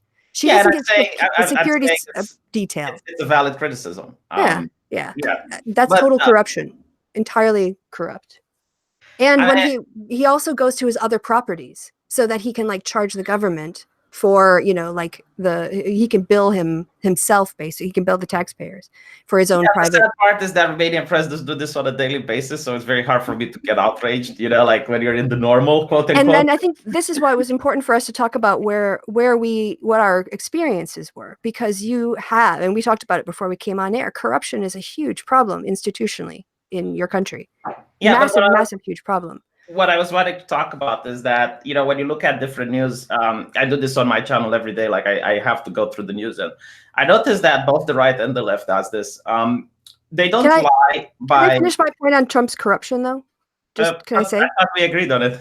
No. Oh, okay. Well, just to say that he is not normal for the U.S. This is like flashing red lights for a lot of people because we aren't used to people who just scan the system like this. And so this is why you might not be outraged, but I am outraged. And a lot of other people are outraged because this to us is completely unacceptable. And I wouldn't accept it from a Democrat or a socialist. I mean, we wouldn't accept this kind of profligate spending of taxpayer money while you're cutting food for food stamps for kids, like, breakfast. So yeah, we agree. He's a piece of shit when it comes to spending taxpayer money on his personal stuff. Yeah, I mean that's a valid criticism. But what I was saying is, like, when you look at the media, they don't usually lie by manipulating the news. Like what people say, fake news. The way they lie is that they will completely ignore a story, or they would only present half of it. So if you only watch like CNN and MSNBC, you're going to get like a version of the narrative. But when you start watching like Fox and even other right-wing publications like Steven Crowder from YouTube, or I don't know, Breitbart, which is not always like when you read Breitbart, you should be taking it with a lot of grains of salt. But like my point is that then you get the full picture. Like if I were to only watch Fox and I would only watch Steven Crowder, then I would have a completely different worldview than when you also supplement it with things on the left. But I do see what Fox News says. It comes through my Twitter feed. I see people sharing headlines, and I see people reacting to things. And so I don't think I need to, well, I don't personally feel like I need to spend, I hear from a lot of former Republicans and some current Republicans too on the news that I consume. So I don't think you have to immerse yourself in Fox News to get a proper, I mean, this is also, news is a series of, like you said, there's a lot of editorial decisions in terms of what is even presented and who gets to talk and what they get to talk about. But the facts themselves don't really change from station to station. Like how long No, Robert I can Mueller. give you a perfect example of what I mean. There was a case of, I believe it was an elder Mexican gentleman who had his face smashed with a brick, right? And when that happens, the right-wing media like Fox News and people from YouTube, they talked about it, but they talked about it once and they dropped it. And then the CNN and MSNBC and the progressive media, they would talk about it constantly, like it was day after day coverage.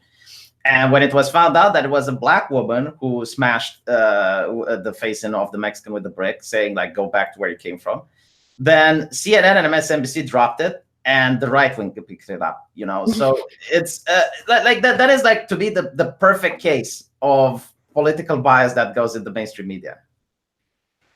I mean, I don't know the story. I can't vouch for anything that you've just said. It doesn't ring any bells. I consume a lot of MSNBC, probably 4 to 6 hours a day. It's sad, but I don't remember. I don't need you to bring it up. I'm just saying, I just No, don't. I could just, she was arrested in an assault of 19-year-old Mexican man who was told to go back to your country. I just, I'm looking back to, I'm thinking back. Everything has been, the first 15 minutes of every news program I watch these days is Trump. Okay. Yeah. Okay. So, but that's all right. The Washington Post. Is it in the national or is it in the local? There we go. Post. Oh, no, it's not like the case. Like when you have a country of 200 million people, things like this will happen, right? Like I'm not trying to say it's systemic. 330. The last 330, right? I'm not saying it's systemic. I'm saying the way the press covered it. Yeah, I get it. Okay, the larger point. All right. I'll step back from the details of the story and say the larger point. Yeah, in the beginning, it's like Mexican man smashed with a brick, told to go back to his country. Like the Young Turks, I remember Cenk Uygur doing like how is it possible in America? And when it was actually revealed that it was a black woman, Cenk also came out in another segment, and it's like, we need to be calm and rational about this. We need to blah blah blah. I really, again, I don't recall that. I watch a lot of MSNBC. Cenk, what are you doing, Cenk? Morning, noon, and night. I can see, but I have like the Young Turks. I'm not going to defend the Young Turks. I'm not going to disavow them or anything, but like they're not like they're in a different part of the political spectrum. Like they can do their own thing, but they don't. They wouldn't hang out with me. I don't know. I really like the Young Turks. I used to love them. But back then they would play games like, can you guess whose camel toe is this? Like they were very lighthearted, very fun. Yeah, you can still find that video where Cenk Uygur doesn't recognize Angelina Jolie's camel toe. And they were lighthearted and fun, and they weren't taking themselves so seriously. But now they're really entrenched into the culture war, to the point where it's very hard for me to agree with them on anything. Well, obviously as a Clinton supporter, I kind of fell off the wagon of the Young Turks pretty early on in the primaries, and as far as that goes, and again, I don't really feel like I need to swim in the cesspool that is Fox News. I mean, I do have time for Shepard Smith. I think he's got some he covers news in an interesting way, but I pulled up this Chris Wallace clip. It's been sat here forever, so okay. Let's see how this goes. Here we go. Oh wait, sorry, I've got the audio coming out of the wrong system. I have to rewire it. to my display. That's the one. Okay. Here we go. Chris Wallace this week. It was on the 28th of July. Oh, and now we can't hear it either. Hold on. Oh, I just have to turn it way, way up. Hold on a second. Sorry. Technical problems of a live show. How loud is this? That's pretty loud. How loud is it here? Not at all loud. All right. That should be way better. Thanks for your patience. You don't yell at me like Kevin does. Why would I yell at you? Oh, it's Kevin's way of, it's his humor. All right. He goes after these 4 members of the squad, all women of color, and says they should go back to the crime-infested countries from which they come. Then he talks about Elijah Cummings, and he says his district is rat and rodent infested. Infested. It sounds like vermin. It sounds subhuman. And these are all 6 members of Congress who are people of color. I think you're spending way too much time reading between the lines. I'm not reading between the lines. I'm reading the lines. Does anyone watching this program dispute the fact that, or the possibility that if Adam Schiff had said the same thing about the border, that the president would be attacking Adam Schiff in the exact same way today? And I don't think he'd be talking about his crime-infested, rodent-infested district. He very well could. It has zero to do with the fact that Adam is Jewish, and everything to do with it. Adam would just be wrong if he were saying that. This is what the president does. He fights, and he's not wrong to do so. And you're completely comfortable with him saying that this is a rodent-infested district and no human being would want to live there. You're comfortable with that person. Have you seen some of the pictures on the internet? Oh, he did call, was he call Al Sharpton, said he hated whites? Did you? Yeah, actually he did. Yeah. I'm really curious about the crime statistics in Baltimore now. Like, you can look those up. You can look those up because it's also, you have to look at where the lines of the districts. Because a lot of times in large metropolitan cities, you can have multiple congressional districts, and the lines can be kind of. Where did Sanders attack Baltimore? Yeah, like, let me bring it up. Bernie Sanders said this a couple of years ago. He said that Baltimore is worse than third world nations. Oh, I don't know. If you're looking for a Bernie stan, you're. I mean, it's not a Bernie stan, but I think it's legitimately a bad place. No. Parts of Baltimore, again, parts of Baltimore has its problems, as does parts of Chicago and parts of Milwaukee and parts of Atlanta and parts of Miami and parts because urban cities are like that. Parts of London, parts of Paris. So, look, I gave you the link to Bernie Sanders compared Baltimore to a third world country. It's in 2000. Oh, is this the Washington Times? Yeah, but is it that crazy right wing? I know if he quotes them, all right, we'll see what the quote says. Let's see. But before we do that, let's get this. See, we got this tweet up. Yeah, here we go. I have known Al Sharpton, right, for 25 years. Of course, this is Trump's typical nonsense. Went to fights with him and Don King. Always got along well. He loved Trump. He would ask me favors often. Al is a con man, a troublemaker, always looking for a score. He's just doing his thing. Must have intimidated Comcast/MSNBC. Hates whites and cops. Well, that's not very nice. Yeah.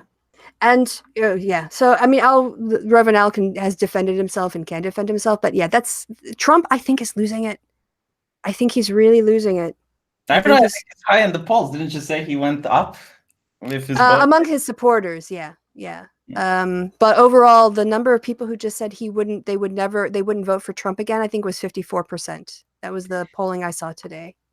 Yeah, I mean, I also saw like people who watched the Democratic debates and then they said they were never Trumpers and they changed their mind. So I mean, I think it's too early to make hypothesis on what's going to happen. Like, we don't even know who is going to run for the Democrats. All right, what is this? I'm going to look at their source here. So anyone who took around the neighborhood would think they are not a wealthy nation. They would think you're in a third world country. Yeah. And to me, it seems like a criticism to the person elected for Baltimore district. It's like, look, why aren't you fixing your district? Why are people living in poverty in your area? I don't think Bernie Sanders is one of my critiques of of sort of brocialists is, and I think Bernie Sanders is one of them. This is why he falls down on this kind of terminology, why this kind of stuff comes out of his mouth, which is really dumb stuff to say. And it is a Baltimore Sun. So, I mean, I wanted to be on the Washington Times. He has the same quote basically lifted here. Yeah, like even newspapers that are renowned for misconstruing the facts, they won't misquote someone because yeah, you can get a lawsuit. Yeah. But they see sort of like if you just do economic revolution, then feminism, then sexism will go away and racism will go away. Once the workers are just, united and we all are in a out of the capitalist thing, then everything will be okay. Or it's more important that we get people out of the capitalist, system than to deal with these things right now, or these things can wait.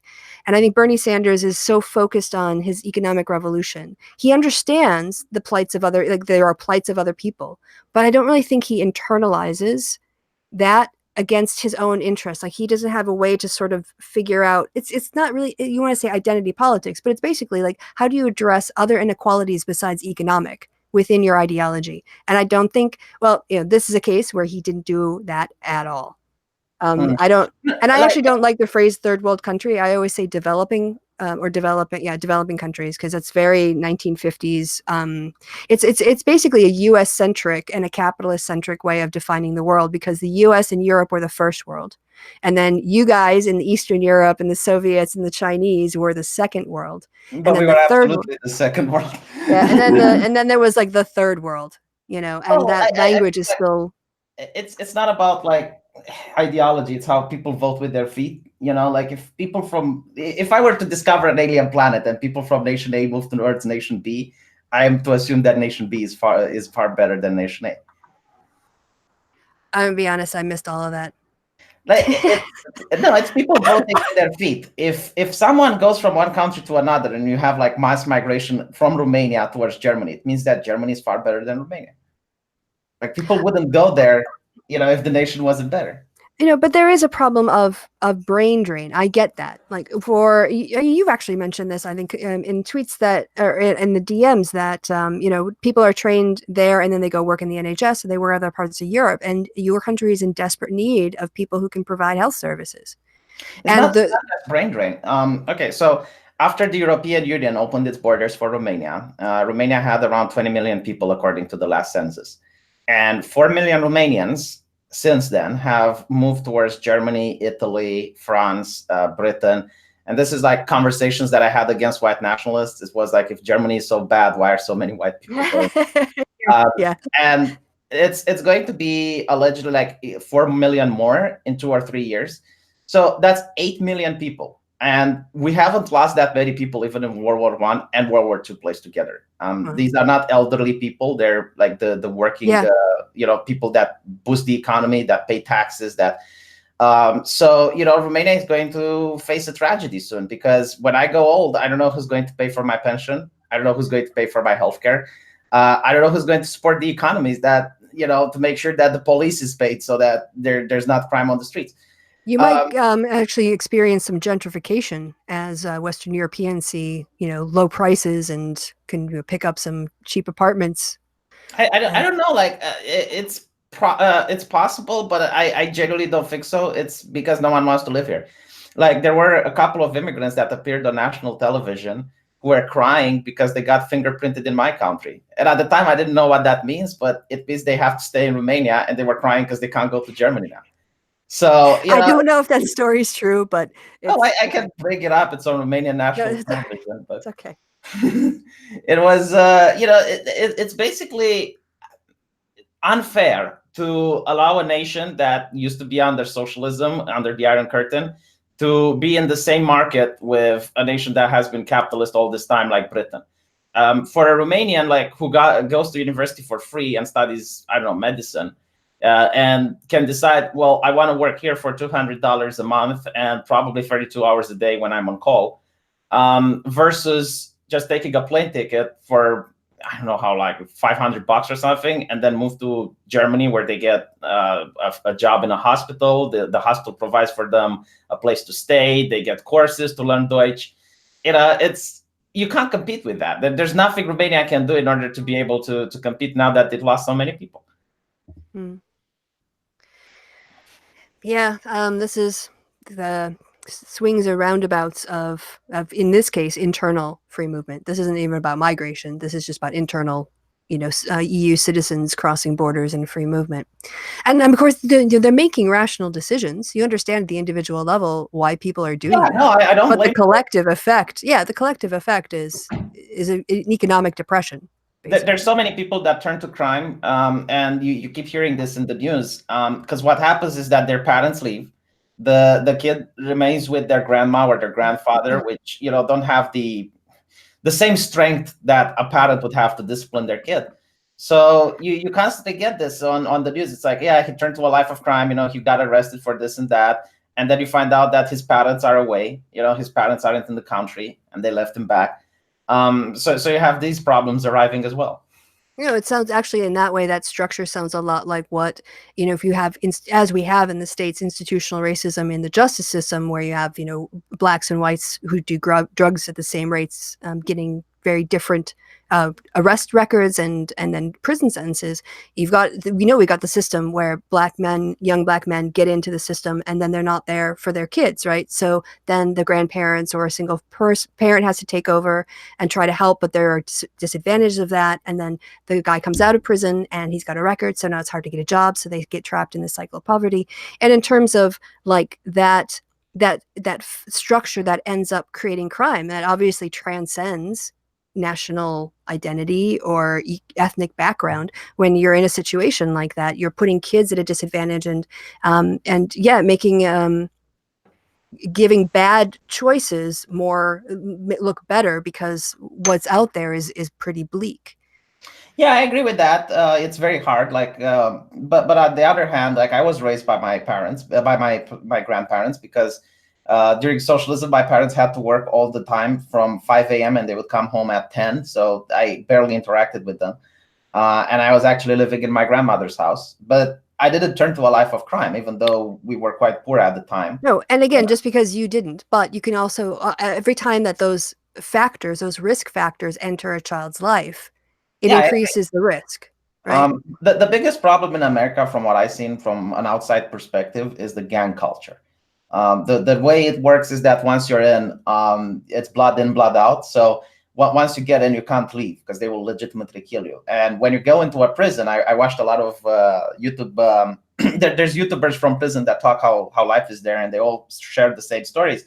Like once you're affiliated with the gang, the other inmates will get you to put work, like do drug smuggling, shank someone. So you go into the prison for like 3 or 4 years, and other inmates force you to do criminal activity that if you're caught, you get like another sentence, like 5 or 6 extra years. And then you go back out on the streets if you manage to get on parole, and your gang members also put you to do work. So it's this type of culture, like a lot of people from the far right say that it's genetic, that minorities are committing crime, but no, in reality, it has a lot to do with the fact that the gangs aren't being suppressed, that the government isn't interested in fixing this gang problem. Well, yeah, when it comes to talking about crime and punishment, probably the last place your average American is going to want to see a lot of money spent is, making prisoners' lives easier. But we know from studies, you look at the prison system in Sweden, where there's rehabilitation, there's therapy, there's an attempt to, basically, the goal of prison is so you don't come back, right? But in America, it's been used to basically kind of like house African Americans and African American men. It's a whole industry. It's privatized now. It's not just the government. People make money for every prisoner, so there's an incentive for you to have return customers and for you to keep people longer, because you can charge another day to the state and the taxpayer in that. So the whole system, you're right, in the United States is completely messed up. And if we really wanted to see a reduction in recidivism, people committing crimes after having been convicted once, then we would actually do way more to make sure our prison system made people capable, or gave them what they needed to get a job, and also create a maybe like a tax incentive or some sort of tax credit if you hire somebody who has a record.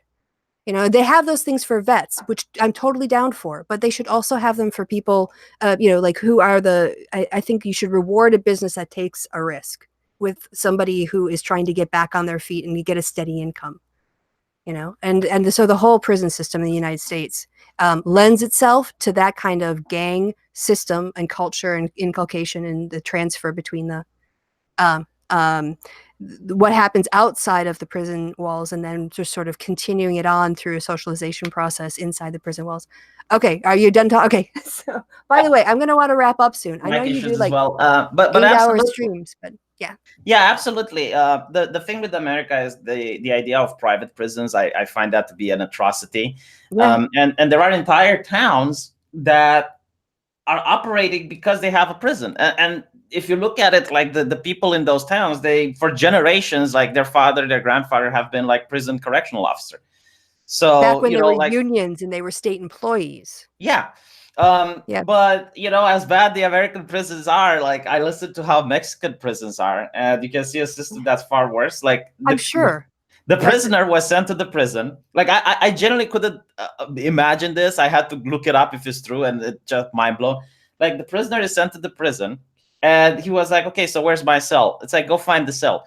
So they just lock the door behind them, and the prisoners have like free access to all the compound. They can do whatever they want there. It's controlled by the cartels. The prisoners have guns. They get drugs whenever they want. They get women whenever they want. And they extort other prisoners. It's like, well, if you want to sleep in a nice cell, you pay the cartel boss some money. If you don't have money to sleep in a nice cell, then you're going to sleep with everyone else in the yard. It is just like mind-boggling when I saw it. So, like you have a worse version. But yeah, you named the Swedish type of prisons. Now, the thing with Norway and Sweden, they're smaller countries, so they're not going to, and they have lower crime levels than they have in the United States. So I don't know how you would have to do it. Like you'd have to do it gradually. You wouldn't be able to do it overnight. Even the UK has a much lower incarceration rate than the United States. I mean, part of the problem is that we just arrest motherfuckers like it's going out of style. People get arrested for all kinds of, constantly. And people are in prison way more in the U.S. than any other of its peers. Oh, I know why that is. I know why that is. It's because if you're a kid, if you're 16 or 18, right, and you commit a crime, let's say you're not shoplifting, but you're found with some drugs like some marijuana. The DA comes to you and says, "Oh, this is bad. You're going to get 20 years if you go to trial, or you can get 5 years if you plea bargain with me." And a lot of people don't even go to trial. Like a lot of people don't even face a hearing because they're scared. It's like, holy shit, this is such a big sentence. I don't want 20 years off my life. So I'm just going to plea bargain. Yeah, there was, and this is a big flaw in the American justice system. I actually saw something very similar. A woman was arrested with a bunch of other people who were caught up in some sort of sting. They were all charged with like drug delivery or possession or intention to traffic or whatever. And she had a kid at home.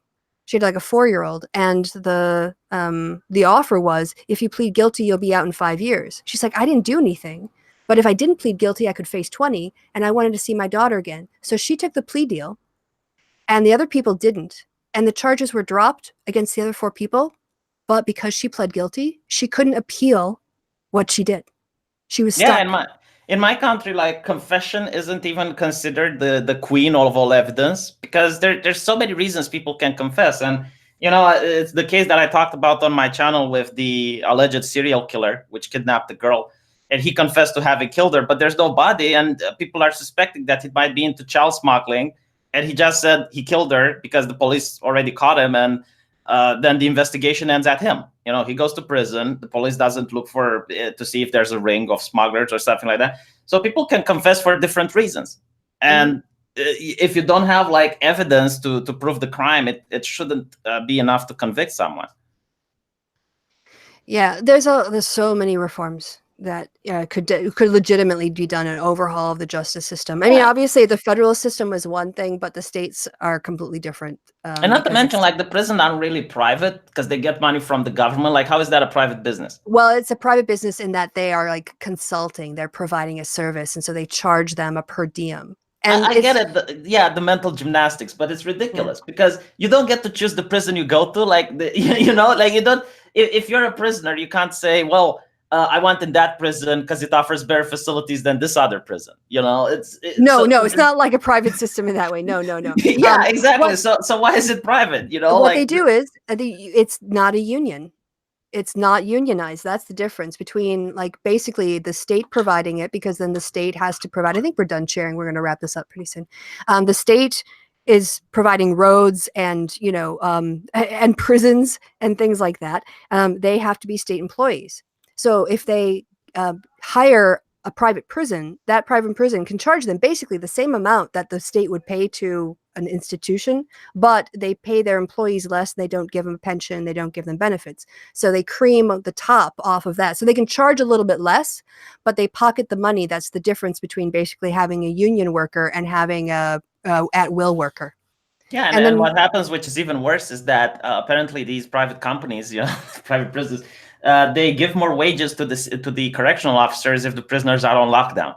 So the correctional officers like kind of let people smuggle in so that they can bust someone and give him a bigger sentence, and then they have an excuse to put everyone on lockdown so that they get more wage, more money. Yeah, I mean, people will act if you give them an incentive, they will act rationally and do what's necessary to get that incentive. So that's basically encouraging a constant state of lockdown and stress on the prisoners, which of course is going to create a constant sense of harassment and terror, which is just not going to be conducive for putting them back out into society. Yeah, I mean, they're going to be traumatized or stressed. The way at law school we used to learn about prisons is that half of it is the suffering, the human suffering that the prison needs to inflict, because that's the deterrent. It needs to get people to suffer so that, number one, you see justice is done, like this person killed people, he needs to suffer. And for other people to say, well, I don't want to commit the crime, even though I have the conscience to commit it. I don't want it because I don't want to go to jail. And the other one is the rehabilitation. It's like, okay, you send the murderer to prison, you're making him suffer, but like, are you going to rehabilitate him? Are you going to, make sure that once he's out on the streets, he's not going to kill people anymore? And especially when it comes to, low-level crimes, burglaries, thefts, whatever, things that were nonviolent, drug possessions for, especially a lot of those could get chucked out really, and they're clogging up the system unnecessarily. But yeah, once a person has a record, they then have that extra disadvantage. So you have this time, and you need to keep people busy, right? If you keep their minds busy, keep their hands busy, then they're not having time to argue or fight. I mean, right? these nonviolent crimes, they're actually also dangerous. First of all, like a home invasion, that is something that's going to traumatize you for life, because you're never going to be able to sleep with your eyes closed again, knowing that someone can break into your house. But if you have like a high level of burglary in a town, in an area, the insurance prices for the stores are going to go up. People will not want to set up shop there. There's not going to be a lot of business there. Then what happens is that people move out. So it causes poverty in the neighborhood in the long run. Okay, but here's I think when it comes to the legal frameworks, and I'm getting this purely from watching Law and Order and CSI, right? So I am not claiming legal expertise, but I think that the distinction made in the law is if you're committing crimes where you try to avoid hurting people, or the crimes you commit don't involve any kind of physical attack, like you break into an empty house, or you steal a car, or you shoplift from a store, right? You're doing a crime, but you're also excluding physical harm. Now, if you take somebody, right, who actually just goes up and beats people randomly in the street, they're more of a threat, right? Because the judge takes that into account, which is quite funny, because this is like the main thing that I disagreed with feminism. The first thing that I looked at feminism and I say, well, that's retarded, is when they said teach men not to rape. I don't like that word. All right. It says teach men not to rape. And I actually, part of the law training was to go to prison and talk to prisoners. And I actually spoke with rapists. And not only do they know that rape is wrong, they even know the penal code that comes to rape with such a degree that they're like, well, if you do it during the middle of the night, you're going to get an extra sentence. If you do it in a public place, it's an extra sentence. If you use a weapon, it's an extra sentence. Like, they know exactly what the law is to make sure that if they get caught, they get like the minimum amount. Right, but this is not the problem so a lot of times the teach men not to rape is also in response to teach women to not get raped. teach women how to keep themselves safe from rape, teach women to do all these things to stop rape. But there's nothing happening in terms of cultural awareness, education, or knowledge on the other side of what constitutes rape, what constitutes consent. And I know you didn't get that from that slogan, and that's fine. I didn't expect you to. But if we think back to the story of Andy Worski, when he talked about how he was having sex with a woman and the condom was too tight, so halfway through sex, he slid off the condom and penetrated her again. And afterwards, she was really upset with him because she hadn't consented to him taking off the condom. And I think it was with a Tonka Saw or somebody who was doing it live. And they were saying, Andy, when did this happen? And then someone went, say after 2010 or before 2010, say before 2010, because that act would have been rape. It would now be considered rape under Canadian law. So the thing is that when it comes to stranger rape, being grabbed in an alley, I think most people, yeah, they understand that as a concept of rape. But when it comes to a guy going, I'm just going to slide the condom off halfway through sex, does he know he is committing a crime that could get him to be in states, let's say in the United States instead of Canada, I don't know if you have to register as a sex offender. That dumb decision could have just sentenced him to being a sex offender for the rest of his life if she decides to press charges. And if somebody would have told him about consent and about, like if you take off a condom halfway through, that is considered rape. If she's tampering with, like I know my friend of mine from the state legislature has a bill that would have, if you, stealthing or tampering with condoms, anything done deceptively to, have a different sexual outcome or a sexual experience or interaction other than what was consented to would have been considered sexual assault. And she is a big feminist, by the way. Melissa Sargent, she's I great. agrui with what you're saying, Yeah. but So if I you think go on that Twitter or on I know, Facebook, yeah, but I understand where that phrase was like, oh, rapist. I mean, but if you it's go to a actually comic book men. convention, you Yeah. get to see on the walls plastered, it's like cosplay is not consent. And I'm thinking it's like, all right, so if I were to go into a black neighborhood that say something like, just because I have my wallet visible doesn't mean you get to take it. Wouldn't that be like the most racist thing? No, Like, here's the thing. I think a lot of men feel like they have entitlement to touch women's bodies, and I think especially because of their experiences, maybe at strip clubs or other things, that they feel like they can just walk up to somebody and touch them and say, oh, what's blah blah blah.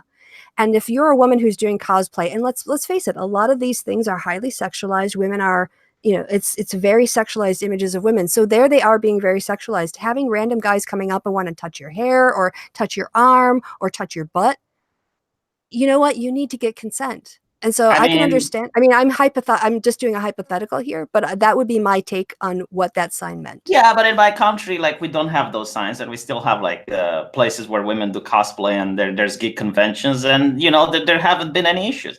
Well, like my point that is, you've heard of. well, there are cameras everywhere, so because but in my country they're not worried. It doesn't have to be an assault. It can be some guy who's thinking he's being friendly, just coming up and like starting to touch your costume. In my country, they're not worried about sexual assault. They're worried about pickpocketing. So there's camera literally everywhere. But so what I'm saying that at least what happens in Romania, I guess you guys, your society is going to have to deal. I'm not going to, but in terms of those signs being in the States, I think it's a way for it's so that women don't and men too. I don't want to say it's exclusively women, but let's say if it's women, who are targeted more, there are men who get groped by women in cosplay. Who don't have to confront those situations, because I'm going to tell you, when a guy comes up to me and he may be like drunk or whatever else, I'm suddenly like I have to judge his reactions. I have to make sure I don't make him angry, right? I don't want to escalate the situation. I had this happen actually, like when I was in the UK. Some drunk guys came approaching me and like, oh, that's a really nice jumper, and I just decided to be happy and sort of like do a little dance with them to keep them amused and move them along, diffusing the situation. Right now, imagine if they came up and touched me, and that was a costume. It was a cosplay convention. Yeah, but people were groping me for 3 days. That would suck. Okay, so let's talk about the actual legal. All right, then we're gonna go because I want to be done. All right. We're gonna. So whenever a crime happens, regardless if it's rape or assault or mugging, or there are certain things, certain elements that depend on the criminal. So even though the victim takes protection, if you have a very savvy criminal that is aware of how to commit the crime better than others, he's going to have a better chance of doing it while not getting caught. Then there are certain things the victim can do in order to avoid the situation. So for example, in the case of my country with the recent serial killer that got a 50-year-old girl in his car, had his parents told the girl, it's like, don't hitchhike with strangers, and managed to get that into her psyche, she would have been alive today. Now, this doesn't mean that is the victim's reason, like she should be blamed for hitchhiking. Like, everyone should be able to not be killed and imprisoned. But the point is that there are certain things which people should also teach their kids.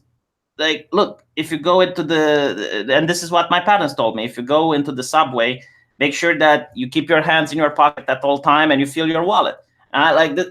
If they would have told me that I have absolutely no responsibility to protect my money, I would have had my wallet stolen so many times from now, like my friends did. So, like the feminists used to have the rape whistle idea. It's like, you got a whistle, and if someone rapes you, you blow it, and now it's victim blaming. Okay, so, well, no, actually, what I was told, what I was taught, if I was being sexually attacked in the streets and there was no one else around, do you know what they taught me to scream? What? Fire. Really? Because people won't come to a call of rape, but they will come and check it out if you call fire. Yeah, I think like a lot of people are cowards. So, but what I'm saying, if you kind of did this, let me just come back up on this. So I agree. We need to teach people how to keep themselves safe. But no matter, if he hadn't picked up that girl, he would have picked up another girl or another girl. So I mean, you're right. You have to divorce here the predator who is seeking prey, who is looking for people for girls to victimize. That's what he was doing, and she was unlucky in that she was his victim. And of course, we should teach people to be safe. And as you say, if she making a bad mistake shouldn't result in you being imprisoned or murdered. So of course, you should have safety courses. I had them. I actually think in schools they should teach personal, like judo or other self-defense courses, as opposed to like fucking volleyball or badminton. Yeah, there were articles accusing like this gym class of being the self-defense class of being victim blaming, because like not all feminists think like you. Like, there are a lot of them who you probably read the academic papers, right? Because that's how it trickles down. It trickles from honestly, can I be honest, Fee? I don't see any kind of like the things that you're talking about here, the extreme stuff, in like any academic papers. A lot of feminist theory. That's my point. It's not in the academic papers, because what happens? I thought you said it was trickling down. No. Like, you got the academic paper, and I know it because I read them. And then the media takes the academic paper, and they only take the juicy bits, or they sensationalize it in order to get clicks. Yeah. And then you get like the Tumblrettes and the people that are on the bottom, who are reading these articles, and they take it literally. And for them. Yeah. Also, I mean, in terms of that, I mean, I don't know how a judo class could turn into victim blaming. I'm sure there's a whole thing. It's not women's duty to defend themselves, teach society and men not to rape. Like, a woman, they can also make the argument, so if this woman, but you can hold that position. You can hold that position and still, like, I wish we lived in a society where I could go out at night and I wouldn't have to worry about being sexually assaulted or grabbed or anything like that. That but would I be can't great. go out at night either, like, for other reasons. Right, but... for other reasons, right. But I have that reason too, being mugged, and I have another reason, right? So I've got two. And it would be great if we had that society. But I don't think that because you want that society means that, because women shouldn't have to learn self-defense, or any vulnerable person shouldn't have to learn self-defense, doesn't mean we shouldn't. See, I shouldn't have to and shouldn't are two different the thing is, like, the way I view it is that you're not going to have a utopia society where no crime exists. And it's unfortunate, but it's out of your control. Like, I can't convince other people not to do crimes. But what I can do is to know how to protect myself, not to be put in that situation. And as you can say, yeah, sure, just because that girl wouldn't have hitchhiked, that doesn't mean that he wouldn't have got another girl. When it's your daughter, or if you're that person, like, knowing these things can save your life. And eventually that person will be caught, and it's unfortunate that it happens to someone else, but you need to defend yourself. Right, but women and vulnerable people modulate their behaviors and themselves all the time. They don't take that extra drink. They don't. They do their button up once more. Bit because maybe someone's going to get a flash of their cleavage. They think about who's standing behind them before they bend over. I mean, I'm just thinking about little things I do every single day to regulate myself for basically for cis straight men. So, and so this is something that it's not like just because you don't want to have to do something doesn't mean you don't do it. And it is a pain in the ass. And I hope we live in a society someday where we don't have this, like, women don't have to do this. It's not a huge burden, but it is an ongoing, constant thing. Yeah, right? I agree with you. I think that there are different bonuses and benefits of being the different genders. Like there are some Like, things that I women wish I do. could walk around in my house with the windows open, not wearing a shirt. Well, That would be so amazing to be a guy and just to take my shirt off in there public. was a woman I don't even imprisoned know in what my that's like. country recently because of that, and I was outraged. Like, she was walking around her house, like you said, with Yeah. without a shirt, and some kids managed to sneak in her backyard, so they jumped the fence, right? Like they were on her property, Hmm. and they saw her naked. So apparently, the police arrested her for indecent exposure in front of a minor In her own freaking house. in her own freaking house. Yeah. This is like I get angry about this, and I don't get angry like I'm smash stuff, but like I'm going, if I want to walk from my bedroom to the bathroom, I have to put a top on in my own fucking house in case the neighbors look in and, see. And I wish I didn't have to do that. I wish I had the freedom of a guy who could just walk around without a shirt on. And Well, again, I also wish I had the freedom to like marry up, to find a very rich and wealthy woman that would well, take me you and have that provide for me. freedom, whether or not you have the opportunity. It's equal opportunity, not equal opportunity of Yeah, outcome, I right, know, V? but like what I'm trying to say is that there are like I will never be able to sell my bathwater. If I want to sell Gamer Boy bathwater for 30 I don't bucks, know, the V. one. I bet if you put it up on eBay, there'd be some ironic purchases. Do you know that she got everything sold out and it's like $30,000? Like, I wish I had tits, right? So my point is that there are certain things that men have and women don't, and there are certain things women have that But men this is don't. it. It's not in this case. It's just in this case, some whoever's crushing on her stupidity. That's not actually like her benefit. She's What, that's other making people's. $30,000? Like Yeah, that that's woman, on the other people. But I if don't I think had that's the a benefit. corporation, I would hire that woman to be like marketing salesman, like straight off the bat. Like, I don't care if you come with a university diploma from Harvard that marketing. I would hire that girl. Like, she can sell ice to the Eskimos. She can send sand to the Muslims. She can send oppression to the communists. Like that person is an absolute genius when it Well, comes to marketing. V, I think you need to break out of this gender binary. You need to find yourself a sugar mama. And you need to Sugar find, mama. yeah, you need to like stop thinking you can't do this. You need to get on Tinder and just do 45 and up and see what happens. Well, it's interesting because women prefer older men and men prefer younger women. Oh, So I have. well, you know what? When women turn 40 and 42, they're not preferring guys in their 60s who need Viagra anymore. Oof, I didn't think about that. They have like Mhm. this little pump that they invented at the hospital. So All I'm right, all right, all right. legitimately, We're gonna. I'm thinking it's like, give me a second. I go to the bathroom and you hear like the rubber like. All right, now this is getting to be like a happy hour.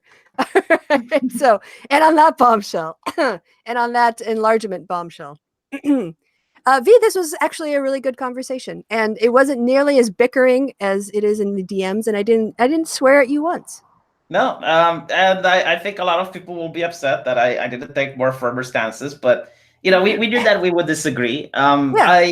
I got a little insight on how Democrats think about Trump, and I hope you got a little insight on how Republicans think about it. Well, mostly, And like I said, we only really kind of like had like sparse DMs and then like, going back and forth. And then we yeah, did gaming. And I hadn't ever really had a chance to talk to you one on one. So this is why I wanted to hear about your history with Romania and your framework and kind of where you're coming from. And it helps me understand your take on things. well, I'll be honest. If I was an American right now and I'm looking at the Democratic Party, I can't help being a straight white man, but I'm looking like what exactly are the Democratic Party giving me? Like what? And I see Tulsi Gabbard, like no war. It's like, okay, no one wants to see dead soldiers coming home. I see Elizabeth Warren going to get social media, and I go like, okay, like that. I'm the little guy that uses social media. I don't want to be censored. But other than that, like there's literally nothing. Meanwhile, I know a friend that works in the comic industry, and if you know anything about the comic industry, most of them are Democrats, and even the Democrats were like, well, the tax returns, like I'm paying less in taxes, and they just they get to feel that, they get to experience that, Some and champagne Democrats if they're getting the tax breaks that Trump passed because you had to have quite a lot of money to qualify for those. well, they work at Marvel and they're editors, and Yeah. They're like upper class Democrats. They're like California Democrats. yeah, or people who are like wanting to get a job at Amazon, and then Amazon moves and blames AOC. Like, these things matter to the little guy, like not the person on Twitter. but the person who just sees their daily life, like they have a family, they go to work and they come home. Hey, and did you see that? Sorry, you finish. Yeah, and when they go vote, they're basically asking, like, what exactly does this person do for me? Like and my family. They don't care. It's like the bigger picture and the percentages. It's like, no. What exactly will this person accomplish for me personally if I vote for them? Okay, so two things. One, a lot of voters do that calculation. They figure out what candidate, and also you're not in there, so you don't know the healthcare system. You're not paying American insurance rates. Yeah, you don't have sending kids to school. There's a lot of things, but from the outsider's perspective, that's fine. But speaking of cutting off your nose, you mentioned New York State. It wasn't AOC, like New York State and Amazon. Did you see that dumb fuck governor who kicked Nike out of his state, or who refused to give them an incentive grant to come and build a factory in their state because they decided not to put the American flag on shoes? Yeah, I'm aware of that.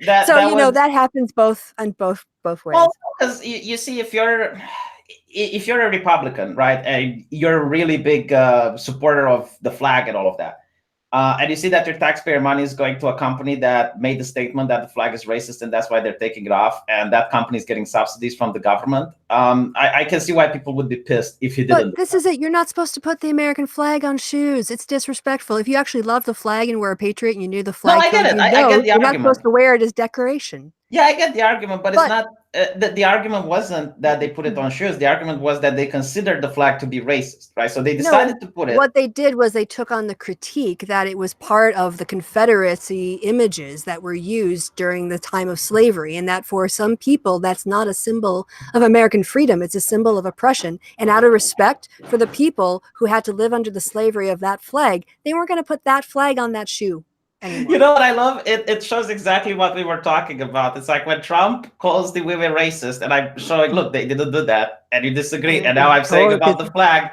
and they're like, no, they didn't do that, and I disagree. Well, see, this is why we kept up in DMs, because it was a fun back and forth.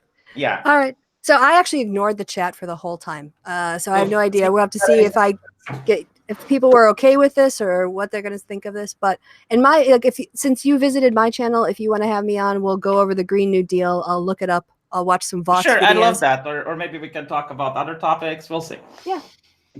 All right. What's fun? All right, well, don't go anywhere. I'll just wait till after I hit stop broadcast. But for everybody else in the chat, I see someone's added penis. Okay, show penis.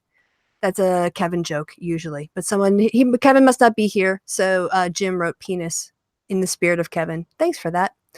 All right. Thanks you guys for watching. I will be back, I don't know, at some point else this week. And if not, then I'm going to be on my Sunday show. I'm going to wait for Weak Bosom to spell out penis letter by letter. And then we're going to say goodbye. All right. Thank you to V for coming on the show. Thank you to people in the chat. Yeah, I've said all that. All right. You guys have a good evening. Bye-bye.